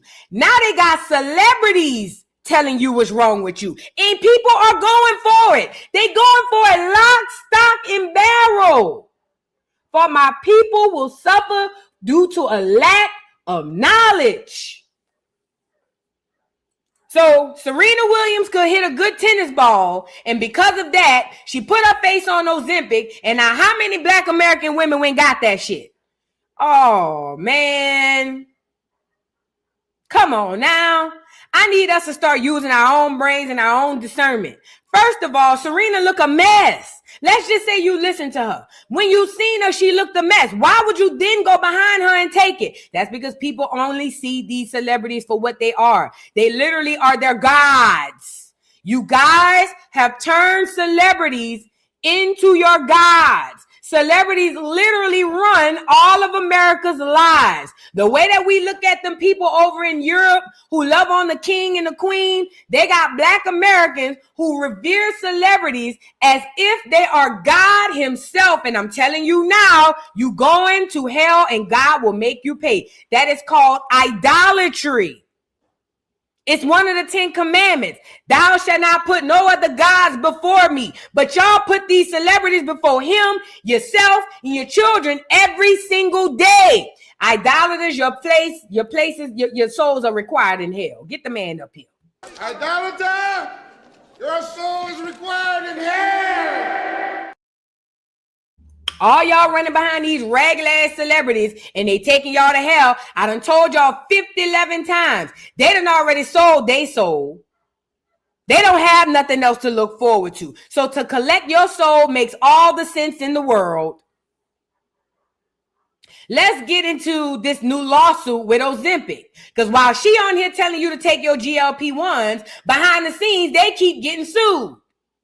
It says Ozempic is now facing a $2 billion lawsuit from about 1,800 users who said the drug caused severe vision loss and is linked to aggressive thyroid cancer. You bitches want to be skinny that bad? The suit claims the popular weight loss and diabetes medication has led to serious health problems for a large group of people. This is one of the bigger legal hits the drug has taken so far as more users come forward with side effects claims. You think these weight loss shots are worth the risk or what? I want to find out. Let me see if Google will tell me the truth. How many lawsuits have been filed against Ozempic and or GLP-1s? Over 3,800 lawsuits have been filed against the manufacturers of Ozempic and other GLP-1 medications. These cases are being combined in federal courts in Pennsylvania, and patients claim these drugs caused issues like stomach paralysis and vision problems. For medical advice or a diagnosis, consult a professional. 3,800 lawsuits currently. 3,800 lawsuits currently, right now. 3,800. And every time you log into Instagram, what you see Serena Williams on there? Get your GLP-1s. I take my GLP-1s.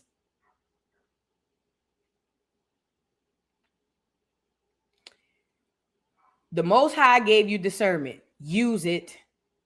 Use that before you go down there and apply for this goddamn Ozempic. That shit is going to kill you.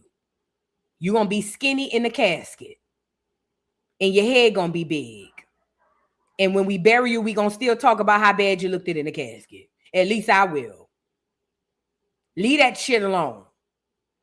If you want to lose weight, diet and exercise. Get off your ass and go outside, walk, exercise, run, bitch, crawl, do something, but this ain't it. I'd rather be fat and alive than skinny and dead any day of the week. I'd rather be sitting my fat ass in front of y'all running my mouth than to be dead and skinny. But everybody different. I'm just saying. Don't listen to these celebrities. 3,800 doggone lawsuits. That is insane. 3,800 separate lawsuits. Please don't let that go over y'all head. Please and thank you. Now let's get into LA. Did y'all hear what's going on in LA? So apparently there's a water break in LA and it's flooding. Is it San Francisco or LA? We're going to get into it. All I know is the people in LA are going crazy. They say they got water inside of buildings. It's in West Hollywood. Everything. Russian waters flood West Hollywood streets after water main break. Now, mind you, we already got data centers taking up all of the water. But now we got a water break. And also, let me say this, California. You know, California is an island. You know what else is an island? New Orleans. California is really surrounded by water. So it's really an island. So they're calling it a water break, but what is it? New Orleans is also an island, meaning it's surrounded by water all four ways. Okay? I hope y'all know that. At any rate, let's get into West LA or West Hollywood and the flooding down in the streets out there. Get the lights up. I don't think I've covered a water main break that has affected this many areas. Stay right on that if you would for a moment, Marcel. Now that's Sunset, right where Palm comes together with Holloway, and that's where the broken water main is. Sunset is going to have to be repaired. They still haven't been able to shut this down. But take a look at this. As we go down Palm Avenue to the south, look at the flow of water. It is huge. It's hitting some of these cars. It's going into some of the apartments in this area. Continue to pan south if you would for me, Marcel. Look at the vehicle right there getting hit with so much water coming down Palm. We'll open up and we'll pan down to the left. Now that's Sunset on the north side. That's Palm right there. As we pan left, water flowing down that entire area all the way down to Santa Monica Boulevard, and we have closures on Santa Monica Boulevard as well. Look at all the water that's flowing down onto Santa Monica Boulevard. The closures on Santa Monica are from Westmont to San Vicente, and then as we pan a little bit further to the south, it goes down into the bus yard. Look at all the water down into that area. So there's going to be a lot of damage from this. I want to open up one more time and then give you sky map. So you see Santa Monica Boulevard's flooded. Most of the water is coming down Palm. And then to the right side of your screen is Sunset at Holloway, and that's where that broken water main is, right underneath Sunset. But boy, the amount of water flowing down Palm is really quite incredible. Now with Sunset shut down and Santa Monica Boulevard shut down in both directions, you got to go south to Melrose. That's really the only way to navigate around West Hollywood and Hollywood. But the amount of flow is incredible, and the area that is affected really is massive. So we're going to keep an eye on this. Hopefully they can get this shut down sometime soon. But right now, this is a huge disaster. I mean, there's a lot of damage occurring to the apartments, to the vehicles, even down into the bus yard. I don't think I've covered a water main break that has affected this many. So that's what's going on. It says rushing water floods West Hollywood streets after water main break. Now, I don't know how all of this happened. Somebody put in the comments, if LA not on fire, it's flooding. Touche. You ain't even lying. If LA not on fire, it's flooding. But anyway, this water break happened and a lot of people are suffering. I'm hearing people are in their houses. Water is all in their houses, people in their businesses and all kinds of stuff. I don't know what this is about, but I do know that California is an island like Louisiana, and that should be scary if you know to know. If you know, you know. You know what I'm saying? But anyway, we'll keep our eyes on it. If you in LA or West Hollywood, keep us posted, okay? Now let's move on. I want to get into Israel targeting Black America. Black America, listen, I keep telling y'all every day I come on here, everybody knows exactly who you are. The only people who don't know who you are is you.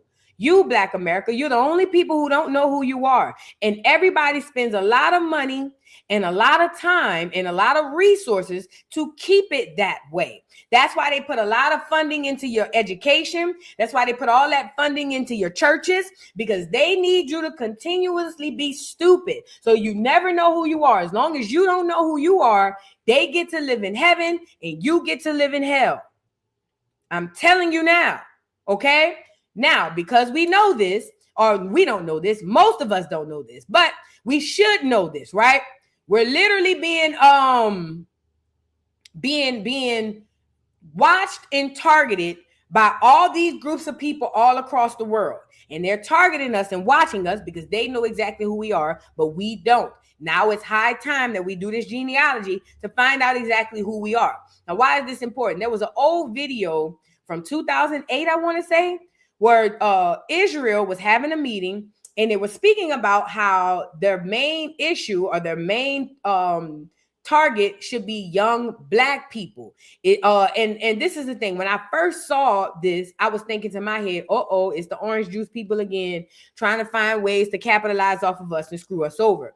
But now that I know what I know now, I'm understanding this conversation a bit differently. See, what these people knew in 2008, the same thing they knew in 1908, and the same thing they knew in 1808.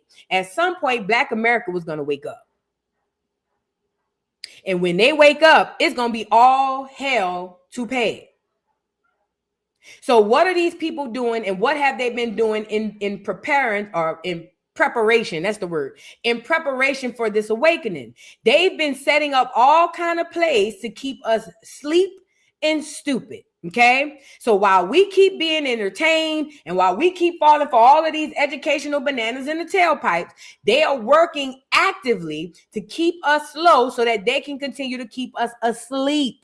But the gag is the way the sun and the Most High, the universe, and the ancestors work is there's nothing that they can do to stop this awakening. So now that I think about this conversation back then, I understand it differently. They're not saying that the young Black people are a problem. Because think about it, we don't have no interactions with the Jews. We don't. Not in Israel and not over here. We don't interact with them people unless they're coming over here to capitalize off of us. They were never saying this to say that to target us because we're scary. It was to target us to keep us asleep, to stop us from awakening. This is the conversation they're having in this whole setting. So we're going to get into this video and I want to show it to y'all again. I don't know if this brother's going to speak afterwards. If he do, I'll let him. But I'm telling you now, the conversation amongst these fake Jews is that the real Jews are going to wake up. And when the real Jews wake up, then the fake Jews got to go back to the hellhole they come from. Does that make sense? Let's get into it. Also heard beautiful remarks about some of the students on traditionally Black colleges, leadership, and what they've done. But could you give us your own evaluation of the African-American leadership in the United States, and what is their feeling about Israel? And because oftentimes locally outside of New York, we find that there is becoming greater identification not with the history of Israel and what Israel has become, but with the sufferings of the Palestinians without any really understanding of the history of Israel. So come on. African American leadership. Well, Blacks are always going to be, as Jews are, I think, always going to be some of the first to sign up to address the suffering of others. And we shouldn't be afraid of that. Within the Black community. You see that boule, baby? You see that? That's supposed to be our representation. And let me gag y'all up. He's probably a tether, but even if he's a Black American, he's probably a Freemason, a boule baby, or a boule member. Either way, somebody that is not speaking on our behalf. He up there speaking to the Jews on our behalf, but he spoke to none of us, nor does he have our best interests at heart. Remember, they put a bunch of us in position to make sure that they're our representation so that they can lie and say they did business with us. But we didn't choose this man, so he don't represent us. But he gonna speak for us. Let him finish. Jewish community, whatever community. But when it comes to justice for Israel and understanding and suffering within context, we need to be more vigilant than we're being right now.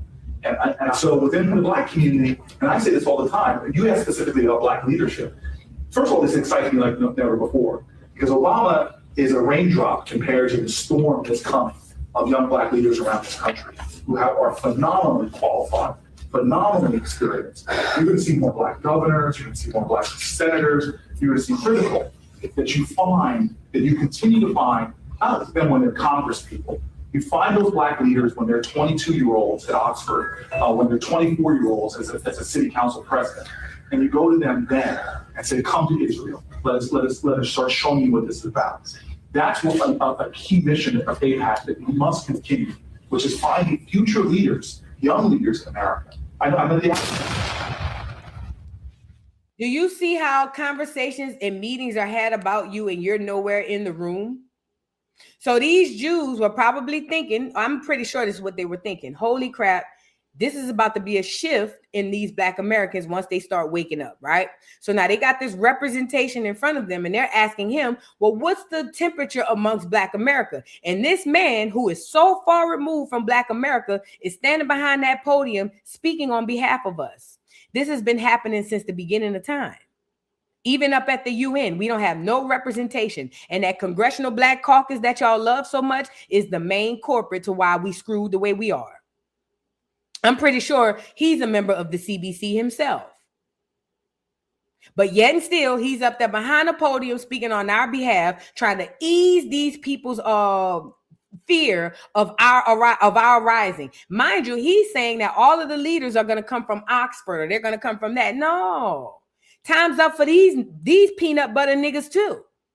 Because guess what? When the Most High put his wrath down and the angels and the ancestors and the universe start to laying the smack down, you think they're going to gloss over these niggas here? They going first. They part of the reason we're here.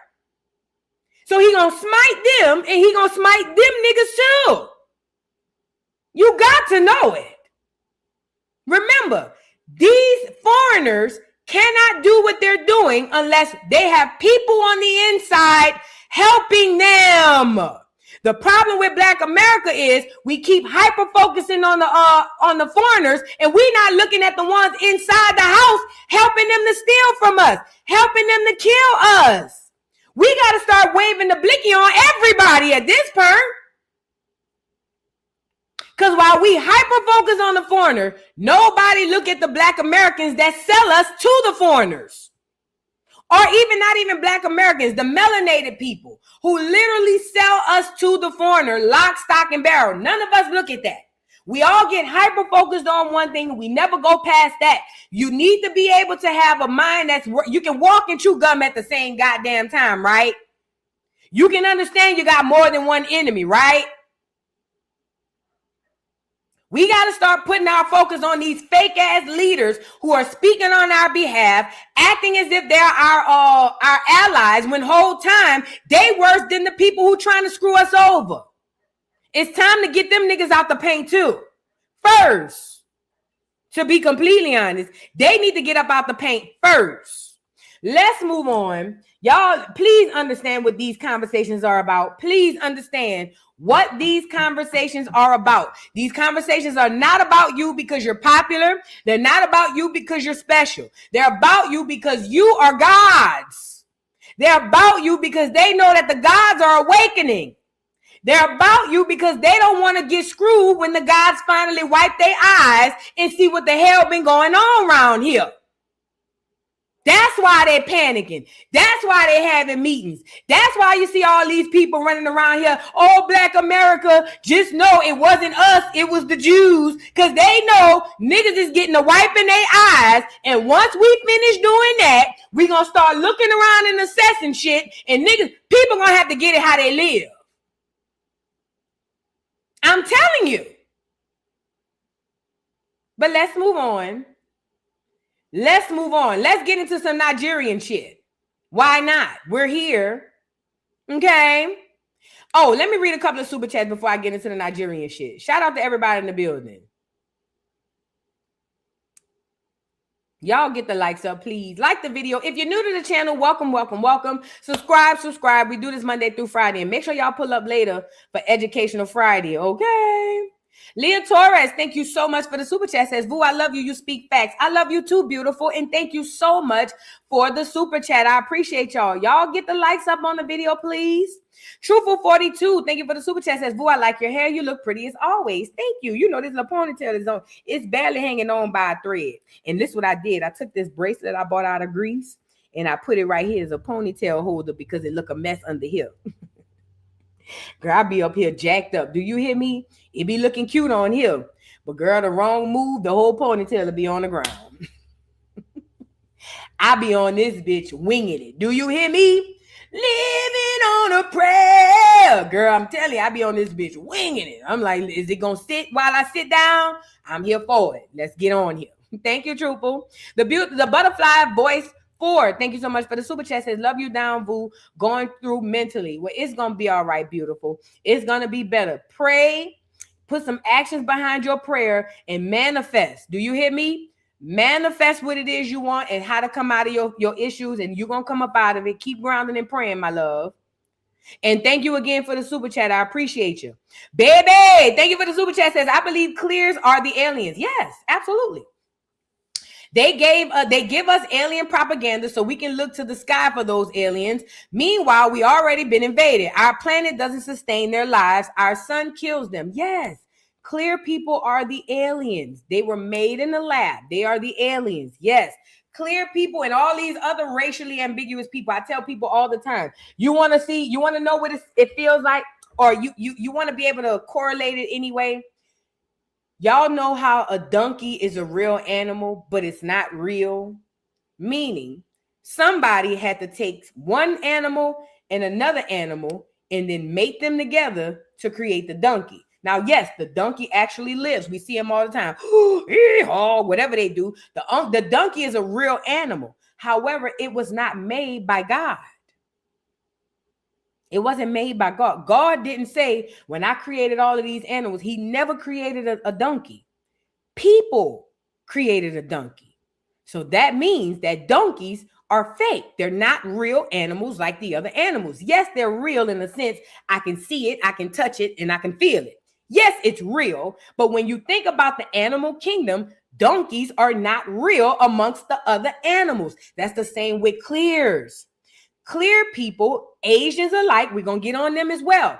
Even though they are human, because we're looking at them, we can talk to them, we can touch them, we can see them, we can sleep with them. Obviously, they're real because we're looking at them. But when it comes to the kingdom or you know how the animal kingdom, when it comes to the human kingdom, they're not. Because God didn't make them. Somebody got in the lab and took this and mixed it with this and made that. God didn't make clears, which means clears are the aliens. And also, we're going to get into a second, so are the Asians. All of these people are aliens. And these people know that they are the aliens. And like somebody said in the chat, or I think you said it in your comment, that's why they got us looking to the sky for ET. So we would never look at the alien that walks amongst us. That's also why they got us saying stupid shit like all humankind. And we're all a child of God. Bullshit. You a lie to me. You lying to me. We ain't all a child of God. You lying. You lying. That's a lie. And anybody who tell you that lying to you straight in your face. We are not all children of God. That is a lie. We're not. Now, it's up to you to figure out if you fall in that category. But I'm telling you, we're not.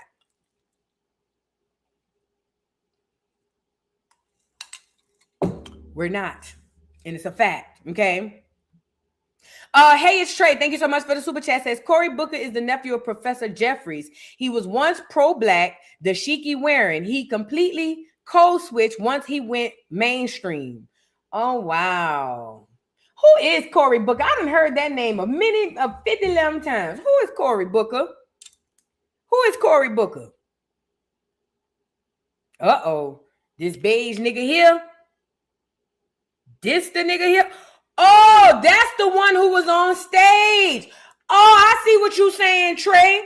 Trey said it was Cory Booker who was up there speaking on our behalf down there with the Jews. And he said he's the nephew of Professor Jeffries. Now, who's Professor? He's definitely biracial at best. This ain't no 100% nigga. And I told y'all about the mulatto Trojan horse, but y'all don't want to believe me. Who is Professor Jeffries? Yama Hakeem? Professor Jeffries usually refers to either Leonard Jeffries, a former professor known for his views on race, or Hassan Kwame Jeffries, an associate professor specializing in the civil rights movement. Leonard is the uncle of Congressman Hakeem Jeffries, while Hassan is his nephew and brother. Leonard is the uncle. So they all kin. So Leonard and Hassan is brothers. Leonard is the uncle of the beige boy, but they say Hassan is uncle. It's bloodline. Remember I told y'all what I told y'all? Didn't I tell y'all got to start studying these bloodlines? This Leonard Jeffries right here. Didn't I tell y'all that y'all think y'all be voting in these people and these be random people who just came up and they just want to serve your community? Bullshit. These people are made in the lab. They know when whoever made it with whoever to make the beige boy, they knew at conception he was going to grow up and be what he is. That's how far in advance these people is. They will literally say, hey, you need to mate with this one. Why? Because we need you to have a baby. Why? Because that baby in 40 years is going to be the president. So then that person go mate with that person. They'll even get married to make it look good so that they can have a baby that they already know is going to be the president in 40 years. They literally breed these people. Y'all ever heard about breeding farms during slavery? Okay, take the slavery off and apply it to today. They doing it. Take the slavery off If you ever heard about slave breeding farms and they breed the best buck with the best mammy or whatever they call them and put them together to make, okay, take the slavery off. And that's what they doing in politics, religion. That's what they doing in entertainment. Didn't we just see Martin Lawrence little girl having a baby with Eddie Murphy's son? That's breeding. They're breeding. They're breeding like pigs and dogs. They're breeding. Let's move on. Thank you, Trey, and thank you for that information. I didn't know who that was. Neville Burrows, thank you for the super chat. Says Cory Booker is a from Newark, New Jersey, and is a MAGA down low. I personally know him personally. Look close at him. He's not like us. I can tell. I can look at him and see he's not like us. That is insane. Thank you, Neville Burrows. Thank you. I fucks with Vu. Thank you so much for the super chat again and also for making it rain. Let me play the music. Thank you so much for making it rain. I make it rain. I make it rain. I make it rain on them hoes. I make it rain. I make it rain on them hoes. Thank you, I fucks with Vu. He says a donkey cannot procreate. They are sterile. Who else is sterile? Who else have problems procreating? Drop down in the comments. Who else have problems procreating? If a donkey...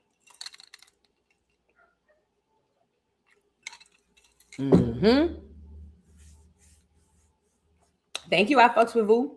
Hey, it's Trey. Thank you for the super chat. Says, wait, my mistake. Hakeem is the nephew. Yeah, we got it. Thank you, Trey. I appreciate you. Thank you. Now let's move on. Because now we about to get into some stuff now. Y'all ready? Nigga said Dwight's. I like that. Dwight's. I'm just saying, though, it's real. Stop me when I start lying. They have trouble procreating. But who don't have trouble procreating? Melanated people all over the world. As a matter of fact, they created Planned Parenthood to stop us from procreating.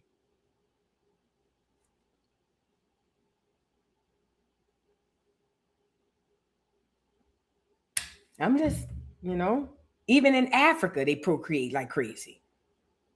Not them Nigerians, though. Ooh. Do Nigerians have a whole bunch of children? In the rest of Africa, them people be having 25 children. But now that I'm thinking about it, I ain't never met a Nigerian with buku children. Drop down in the comments. I don't meet many of them. So maybe it's my ignorance.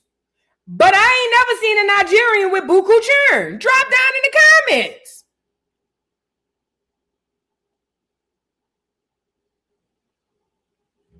Let's move on.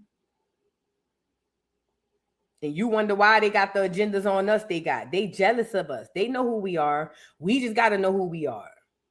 Now let's get into Nigeria shitting in the streets. Why not? You know what I'm saying?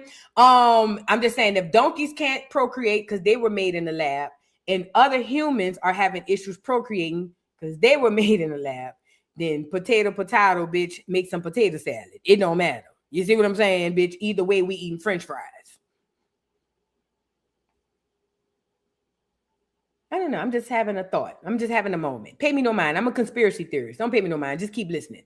All right. Now let's get into Nigerian shitting in the street because I need y'all to know who these people are that are acting as if they are better or know something more than you.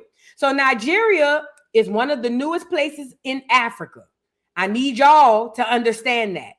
Nigeria is one of the newest places on the continent of Africa. Prior to Nigeria coming into existence in the 1960s, nothing was there. Okay? I need y'all to understand this. Prior to the 1960s, there was no such thing as a Nigerian. Prior to the 1960s, there was no such thing as a Nigeria.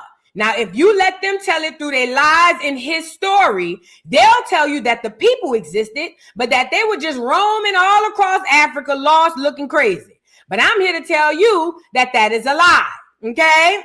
I'm also here to tell you that those Nigerians are Johnny-come-lately, clone babies made in a lab, allegedly.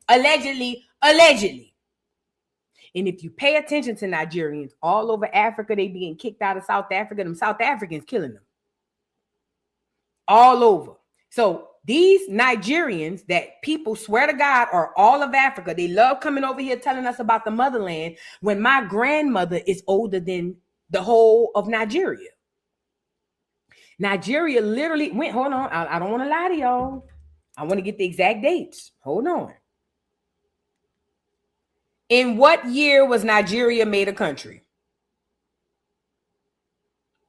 Nigeria became a single country in 1914 when the British government combined its northern and southern colonies. It then gained independence as a self-governing nation on October 1st, 1960.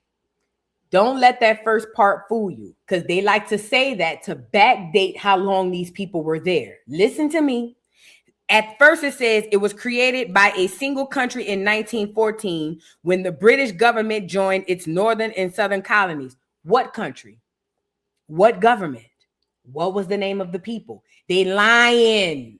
They just trying to backdate the people so that you believe that they are organically created, meaning like they want you to believe that these Nigerians are made from God. And I'm telling you, I don't believe that they are. But if you believe that they are, it works. This is why Nigeria in America has a huge presence when it comes to Africa, because the Clears created them in a lab to replace you. But they always say, oh, they was here, but it didn't pop. No, them people didn't come out to the 1960s, baby. Nigeria didn't exist. Igbo, none of that shit didn't exist until the 1960s. And my grandmother was born in the 40s. My grandmother was born in the 40s. My mama was born in the 60s. So that means my grandmother right now, who's probably somewhere smoking her cigarette, is older than all of Nigeria. There's not a Nigerian walking who has more depth or longevity on this earth older than that. None of them could touch my grandmother. Not one of them. My grandmother was born in the 40s. There's not a Nigerian walking the earth that could stand next to her. They didn't even exist. Yeah, Motown Records, somebody put, Motown Records is older than Nigeria. I need y'all to know that. Please do the research. And these the people in America putting Africa on their back, acting as if they are the representation of Africa to get you to believe that you came from there. I'm telling you, this is a play. And while they over here in America lying to you, telling you that you African, they over in Nigeria trying to get them to pass laws to not shit in the streets because they ain't got no toilets. So hold on, back the truck up.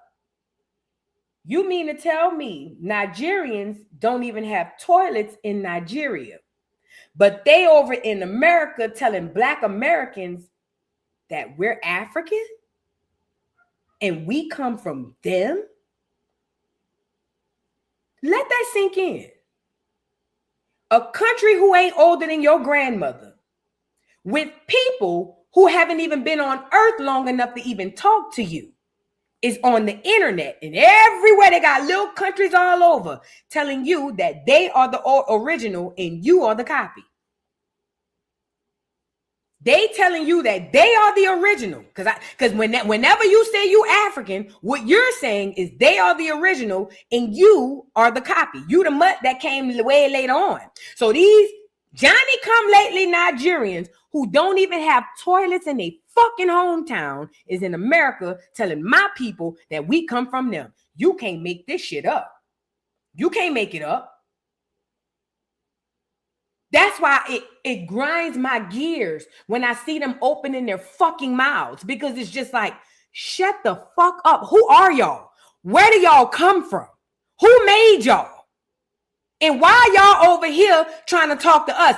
I wish Black America would just completely shut their ears off to all of Nigeria.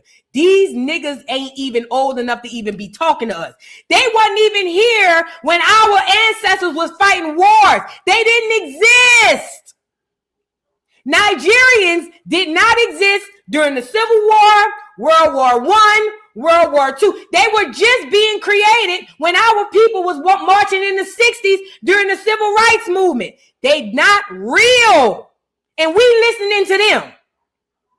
Yes, clear people older than them.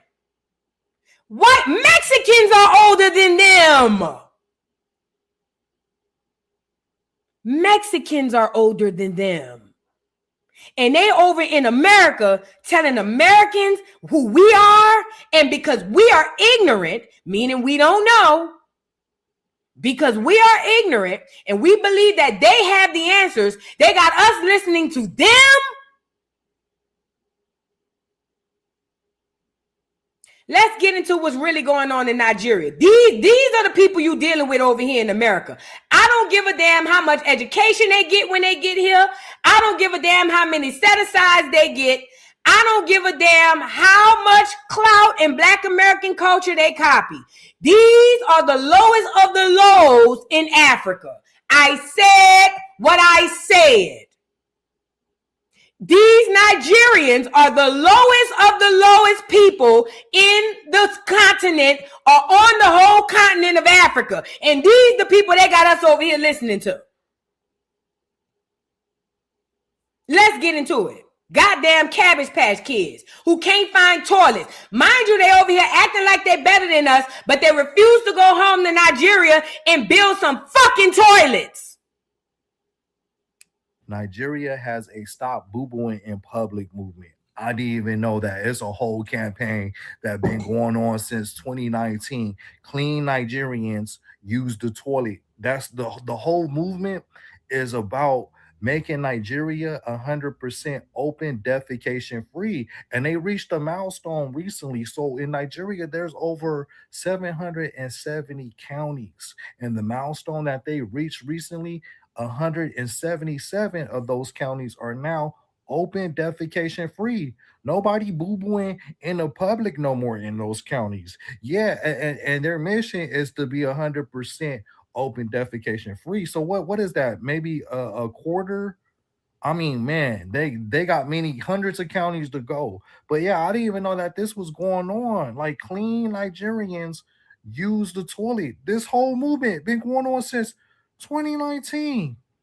I mean, it's slow progress, but what they say, slow motion is better than no motion, I guess. But yeah, people say I don't say anything good about, Africa.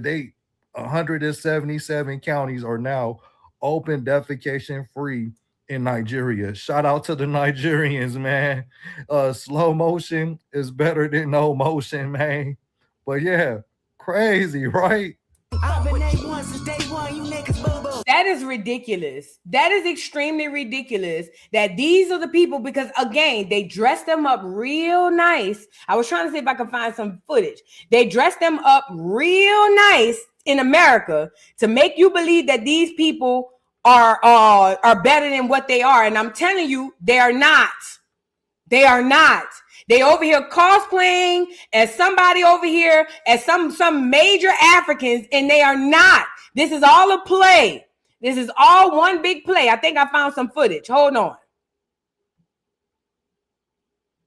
Of Lagos, it has become quite the norm to just find somebody by the roadside, by the rail lines, by the gutters, to pull down their shorts or their skirts and openly defecate. But that is about to change, because a lot of time when people travel abroad, they hardly do this. I mean, we have quite a number of shops and malls and banks, particularly malls. They have the best lavatories in the city. We don't have enough public toilets, but you do have shops you can just quickly go in and just beg to use the lavatories. Why pull down your shorts? But that is about to change, because if you get caught defecating in public, then it's actually not worth it becoming an ex-convict because you defecated in public, because the punishment is prosecution. All right. So please, if you know anyone in the habit of just pulling down their shorts, just let them know.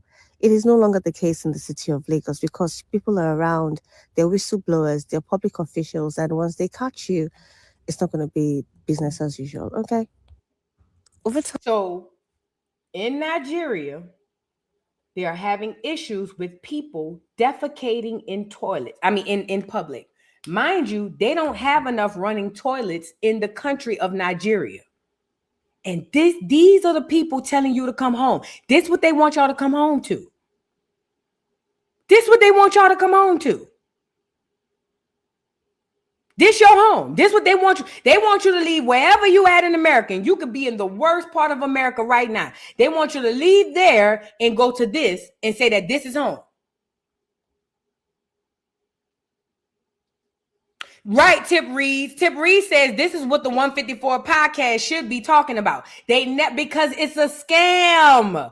Godfrey and the 154 podcast are doing what all these other Nigerians are here doing, trying to keep you asleep so you don't wake up. Because if you wake up, you'll realize who you are. And when you realize who you are, automatically you understand who they are. And they don't want to go back home to Nigeria where people shitting in the streets.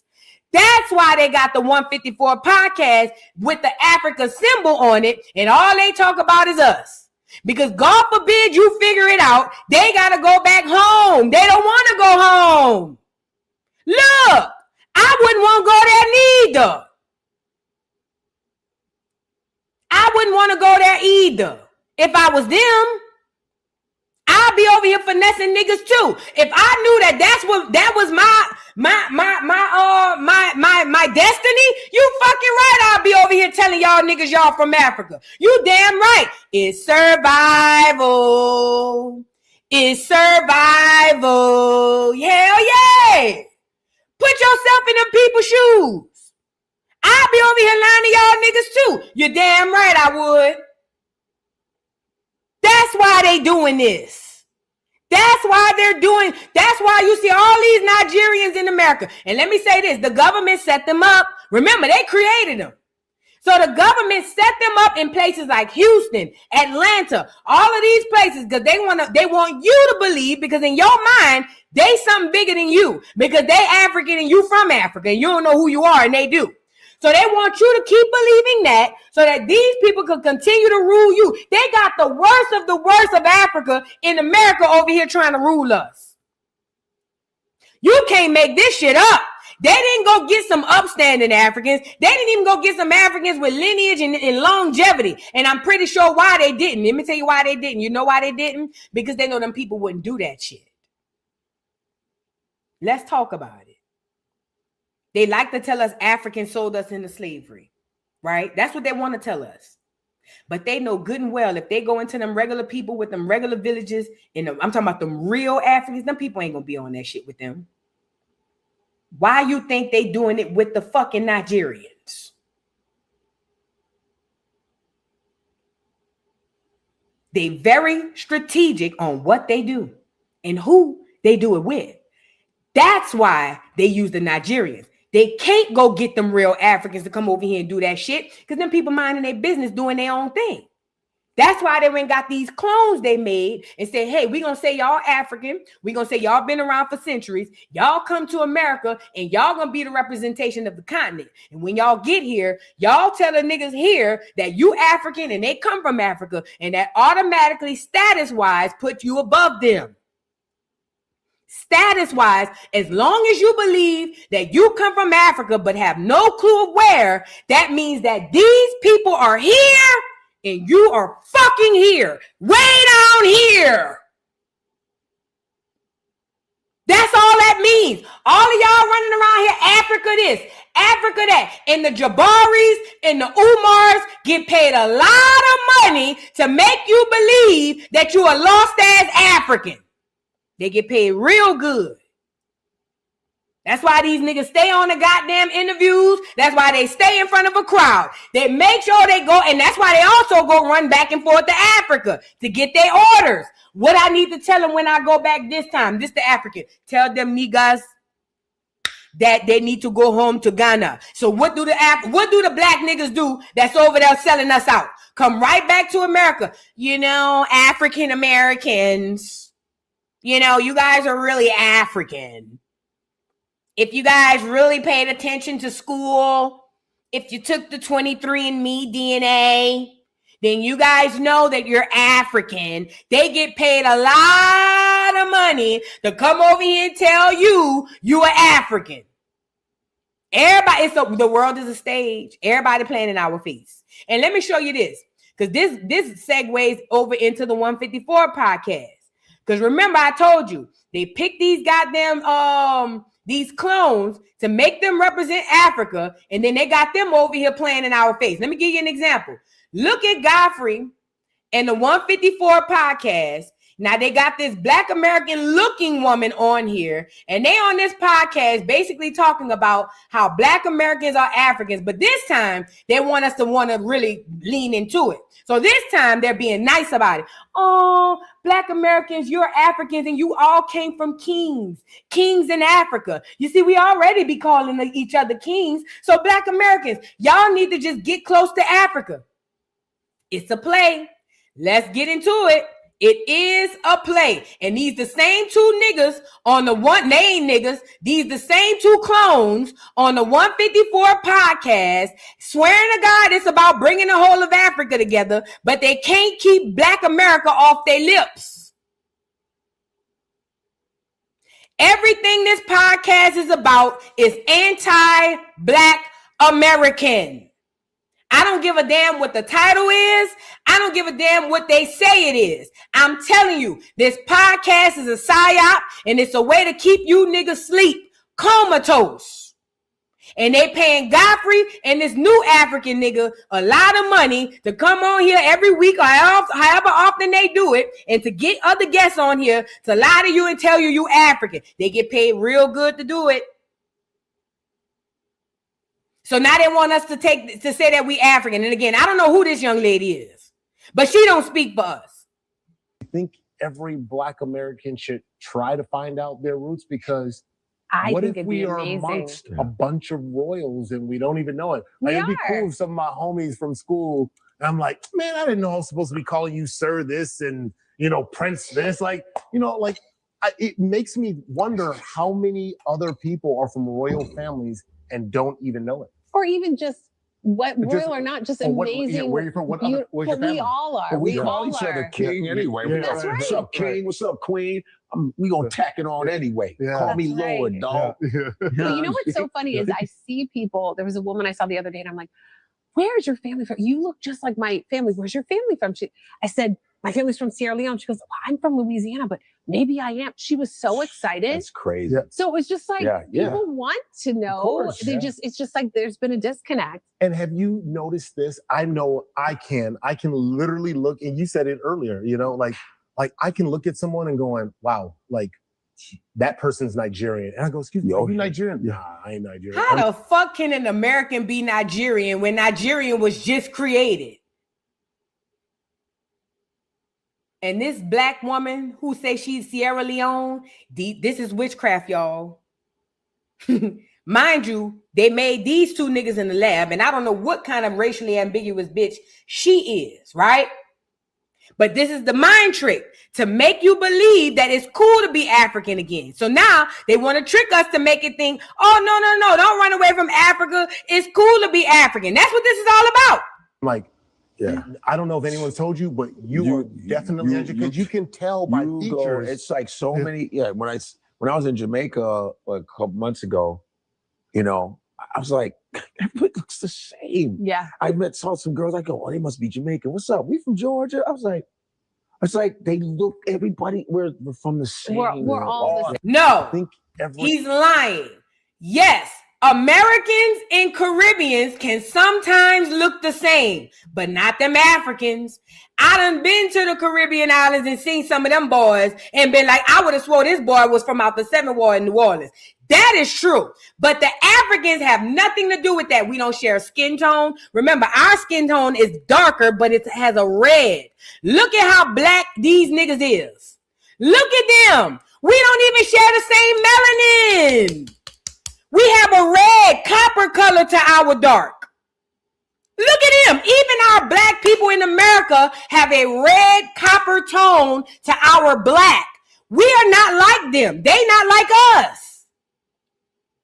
But they're trying to listen. Remember, these are the new Africans that they got in America to switch us up to believe that we are African. They not even amongst the oldest Africans. They got the newest Africans in the whole continent in America telling Black Americans that we are African. And I'm telling you that that is a lie. And they know it's a lie. So now they trying to switch baits. Now they trying to switch angles. Instead of making them believe they African, let's make it sound cool to be African. So now they on the line saying, oh, we already saying that you kings. And plus we all look alike. And they got a lot of kings. Maybe if you figured out your African ancestry, ain't no goddamn African ancestry. I just showed you that these Nigerians are in a place where they're literally shitting in the streets. And you want me to go to those same people to find out who the fuck I am? You want me to listen to people who can't even build toilets in their homes? You want me to listen to them?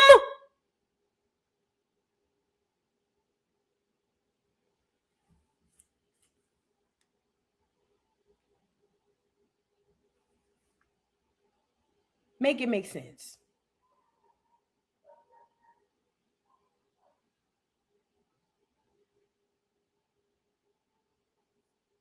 Make all the sense in the world. Somebody, please. These niggas can't even build toilets in their home. And they in America telling Black Americans who we are on this land?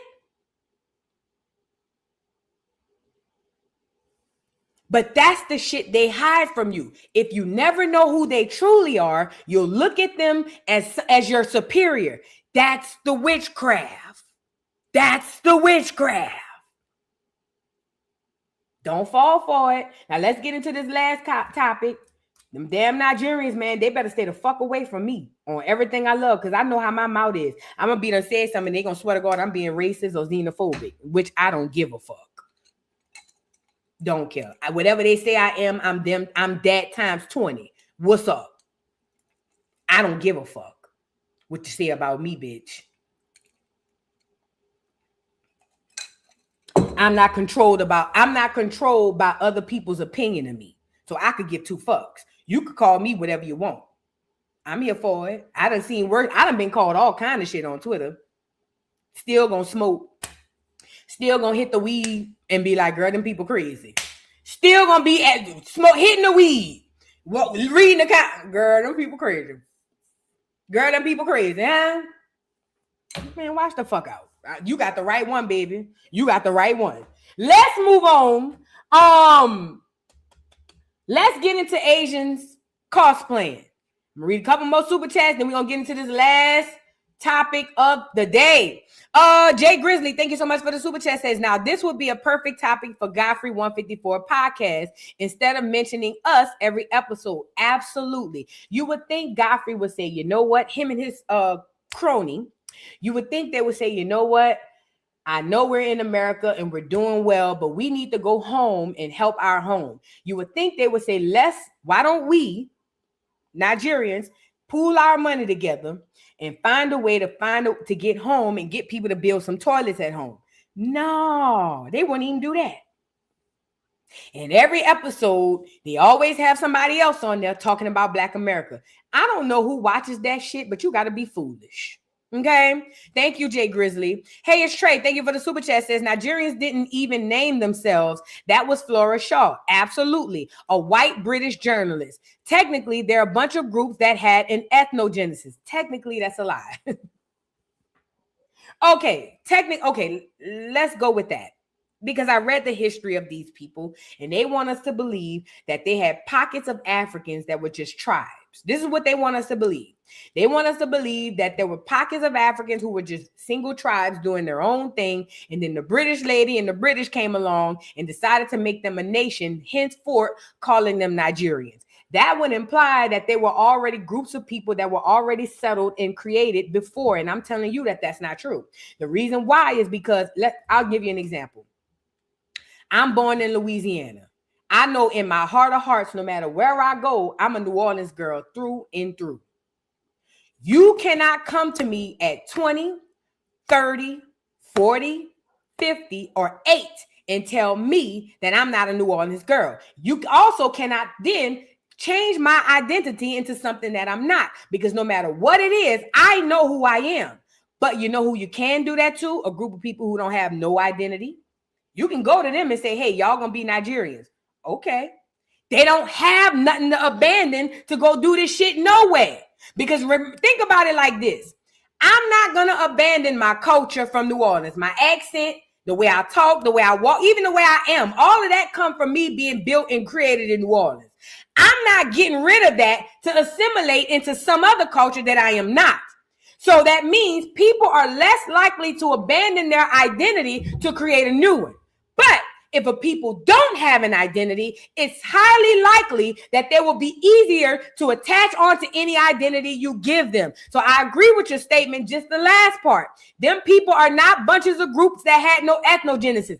I don't even think the fucking ethnogenesis thing is real. Where y'all get that shit from? Tariq? Come on, man. I honestly don't even think ethnogenesis is real. Do I think that it's a real word? Yes. But I don't think that that's real. I think that that's some shit somebody made up. All this people don't have ethnogenesis. You are who you've always been. People do not go through ethnogenesis. You are who you've always been.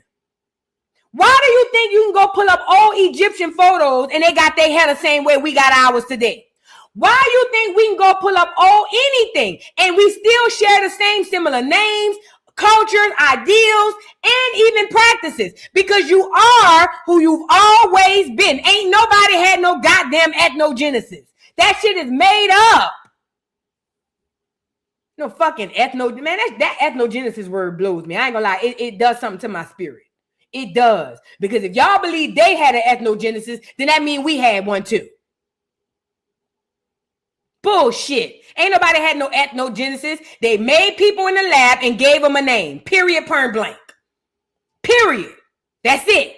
They made people in the lab, grew them in a cabbage patch field, and gave them a name. Gave them a location and gave them a name. I'm telling you. You ain't had no goddamn ethnogenesis. Sergeant King, thank you so much for the super chat. Says, went to renew my license and it's a check-in kiosk. Every black person that touched the screen, it worked clear. Touch screen, it did not work. Not human. Oh, you saying that when they went in to touch the kiosk, you saying that the machine didn't work for them. Hey, might be. Thank you so much, Sergeant King. And Kobe Rowe, is that how you say your name? 9321. Thank you so much for the super chat. Says public defecation with no tissue. Mm-hmm. Yes. Public defecation with no tissue. And then they go and sleep together. But y'all ever notice? I watched this video on TikTok, a couple of them. You know, Nigerians, they don't show affection to each other. Y'all ever notice that? They don't show no kind of affection to each other. Even when they get married and have children, it's like they get married because they know they have to procreate. But it's not love. It's not like I've never seen a Nigerian speak about the love that their parents have. Y'all ain't never thought about that? They only get together for political, social, and procreative reasons. They don't really have a lot of empathy and feeling. Does that make sense? It's weird. They like the clears. The girlfriend's kickback. Thank you so much for the super chat. Says, babe forever, baby. She says, I hope we can speak spiritual, sis. So many of us matriarchs are aligning. Keep teaching, babe. I love you. Yes, ma'am. Yes, ma'am. So many matriarchs are awakening and aligning, and I'm here for it. And yes, we can speak spiritual, sis, all the time. I try to sneak it in every now and again if you pay attention. But yeah, girl. Absolutely. Thank you, beautiful. I appreciate you, the girlfriend kickback. Goddess Hathor, thank you so much for the super chat. Says Nigerians age like clears. They also are the #1 creators of so-called black sunscreen. For real?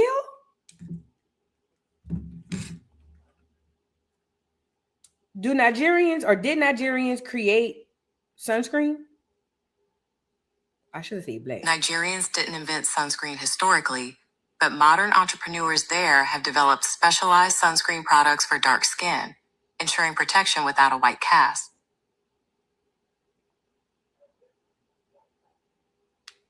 So no, they didn't create sunscreen, but They created their own specialized sunscreen, and that's the sunscreen they got Black Americans thinking they need.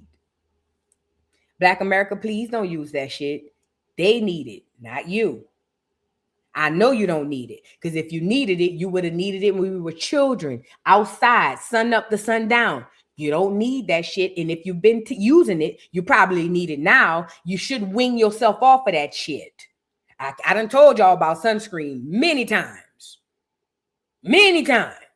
And it will make sense why they need the sunscreen, like you said, Goddess Hathor, because they like the Black white people. White people need sunscreen. The Nigerians need sunscreen. And the trick is to believe, or for Black Americans to believe they need it too. You don't.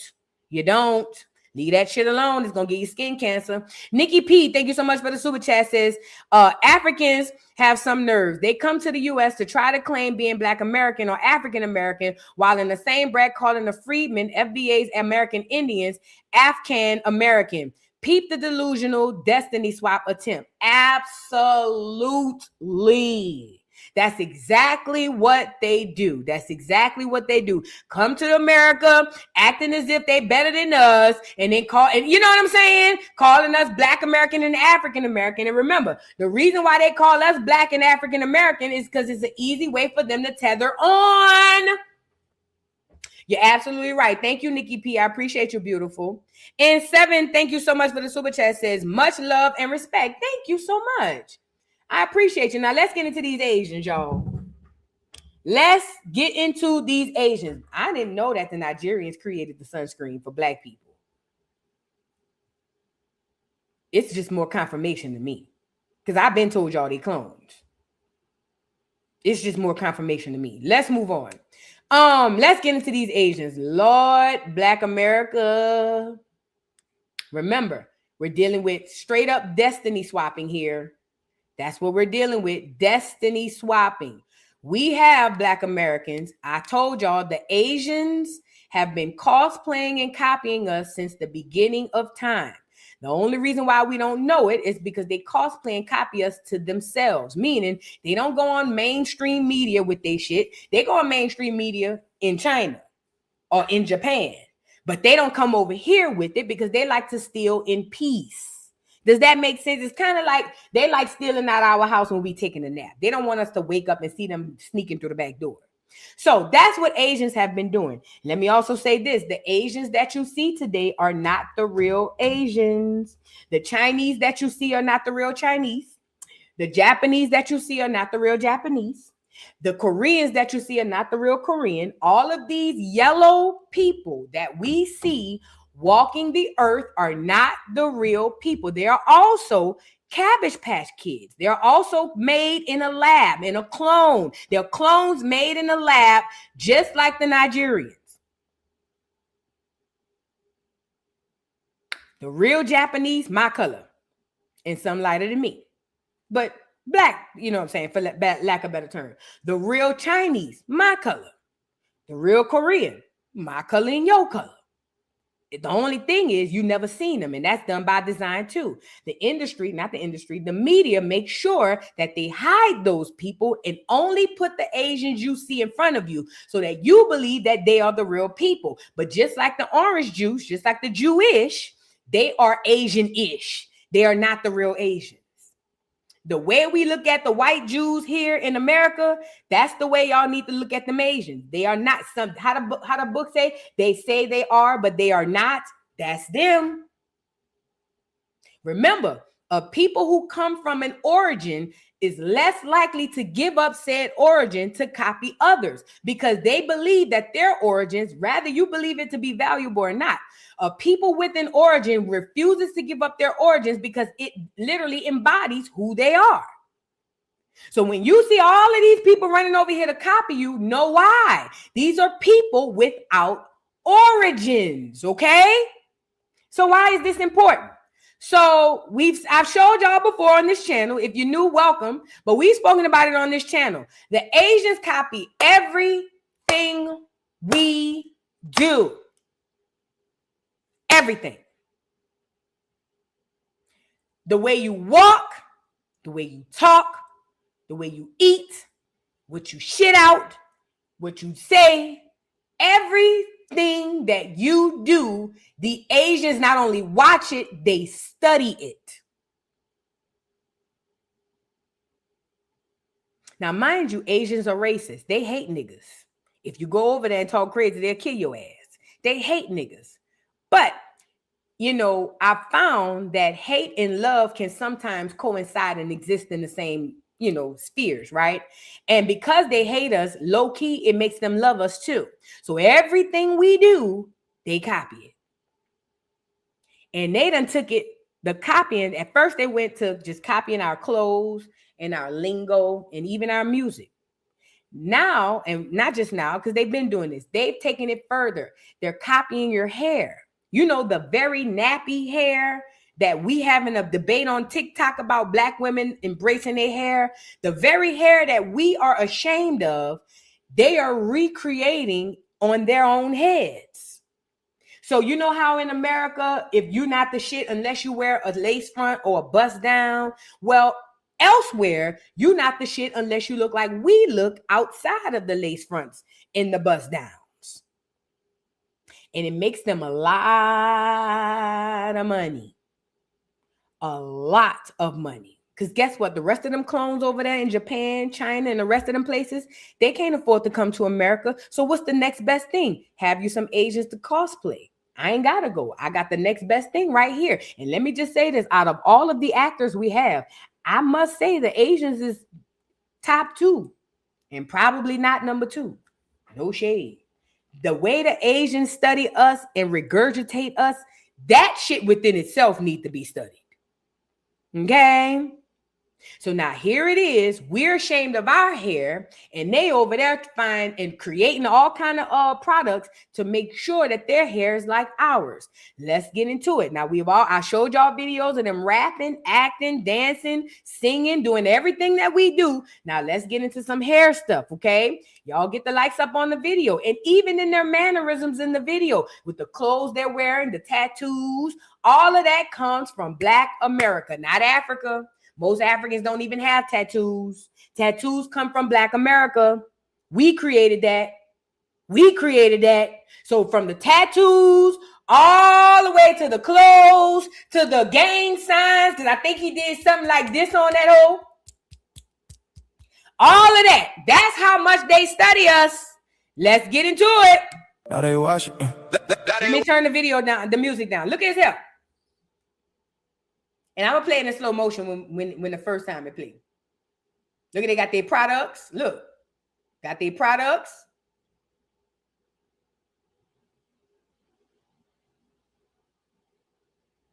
So he making dreads. Look.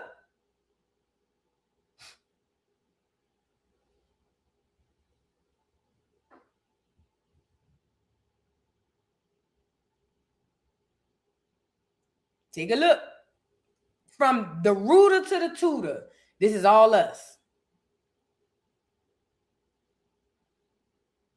They done developed the whole system. There you go.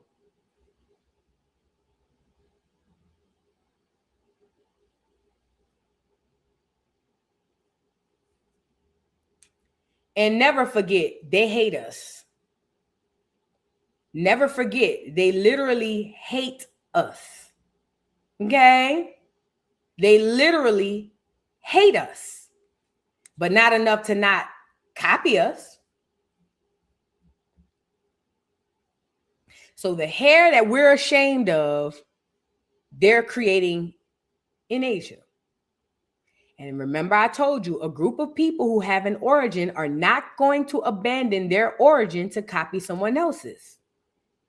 That's because these Cabbage Patch Kids that we call Asians today are not the original people. They don't have an origin. Even the origin that they claim is stolen from melanated Asians. This is what they do. They copying our HBCU culture, our hip hop culture, our hair culture, our slang culture, our gospel culture. Everything we do, they take it and they copy it. These are people without an origin. That's why they do it.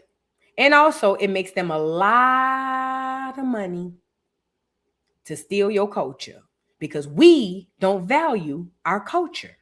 And we give it and loan it out to everybody who wants to play. We the only group of people on this earth that allows everybody in their culture. I can't go in no Asian culture right now.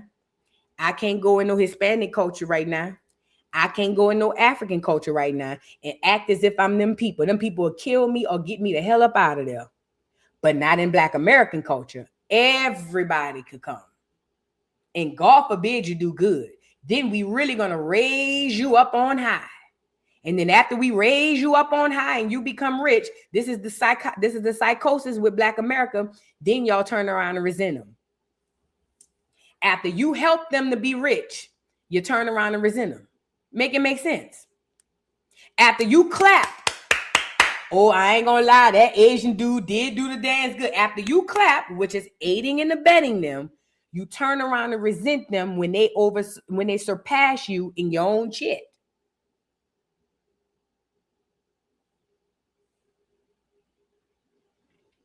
I don't know what Bible scripture it was, and I'm not a Bible thumper, but I was growing up in the Jehovah's Witness, and that's all we was taught was the goddamn Bible. So I know a lot of it. May not be able to quote no scriptures verbatim, but I am able to quote what I learned and I can remember, right? And I do recall that there's a scripture somewhere in that book that says that the children of Israel, something of the nature, don't get me the line, because remember, Israel is not a place. That's another thing they got y'all believing, that Israel is a place. That's why some of the Bible thumpers believe that Israel in the Middle East is really their land. And I'm over here to tell y'all new age fools. No, Israel ain't never been a place. It's a people. Okay? Israel has never been a place. It's always been a people. So they created a space in the Middle East and got y'all believing that them people is Israelis and that's Israel, right? That's the first trick.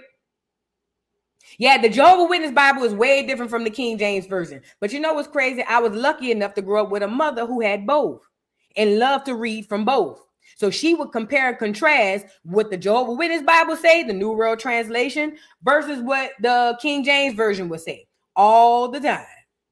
So I was able to get a little bit of both. But either way, neither here nor there. Listen, what was I saying? Israel has never been a place. It has always been a people. And the people of Israel are me and you. But if you believe it's a place, then you'll believe it's that little spot over in the Middle East. And then if you believe it's a place, then you'll believe that those people are the real people. And that right there within itself is the witchcraft, okay? So with that being said, please know, just like they took a lot of our culture from America and then planted it all across the world and then told us that wasn't our shit, that it belonged to them or that belonged to them. They lit all of that. A lot of that shit is our shit. That's why even when we look at certain foreigners with their music, how we just be on it, because a lot of that shit really come from us, for real, all jokes aside. But neither here nor there. I'm saying all that to say this, even with the Asians, it's just like Israel. They want us to believe that these Asians are the real Asians because we believe that those people are real. And I'm telling you, they're not. They are Johnny-come-latelys like the Nigerians, and they are clone babies, aka allegedly. They're alleged clone babies, aka descendants of Cabbage Patch storks, right? Put in place and acting as if they are the real people. But the real people literally exist. There are Black Japanese. Yes. There are Black Chinese people. Yes. You never know it, huh? It really does exist. But again, like I was saying with Israel, because I don't know where I was going with that. Israel has never been a place. It's always been a people. And those people are me and you. Rather you believe in the Bible, rather you believe in anything spiritual, I'm telling you now, Israel ain't over there. It's in your heart. With that being said, though, I'm about to hop up off of here. I do have to come back for Educational Friday. Please make sure y'all do that. I'll be back later on in probably about an hour for Educational Friday. I love y'all. Take care of yourself. Do the research and please pay the information forward. I love y'all. See y'all later. Peace. Can you hear me now?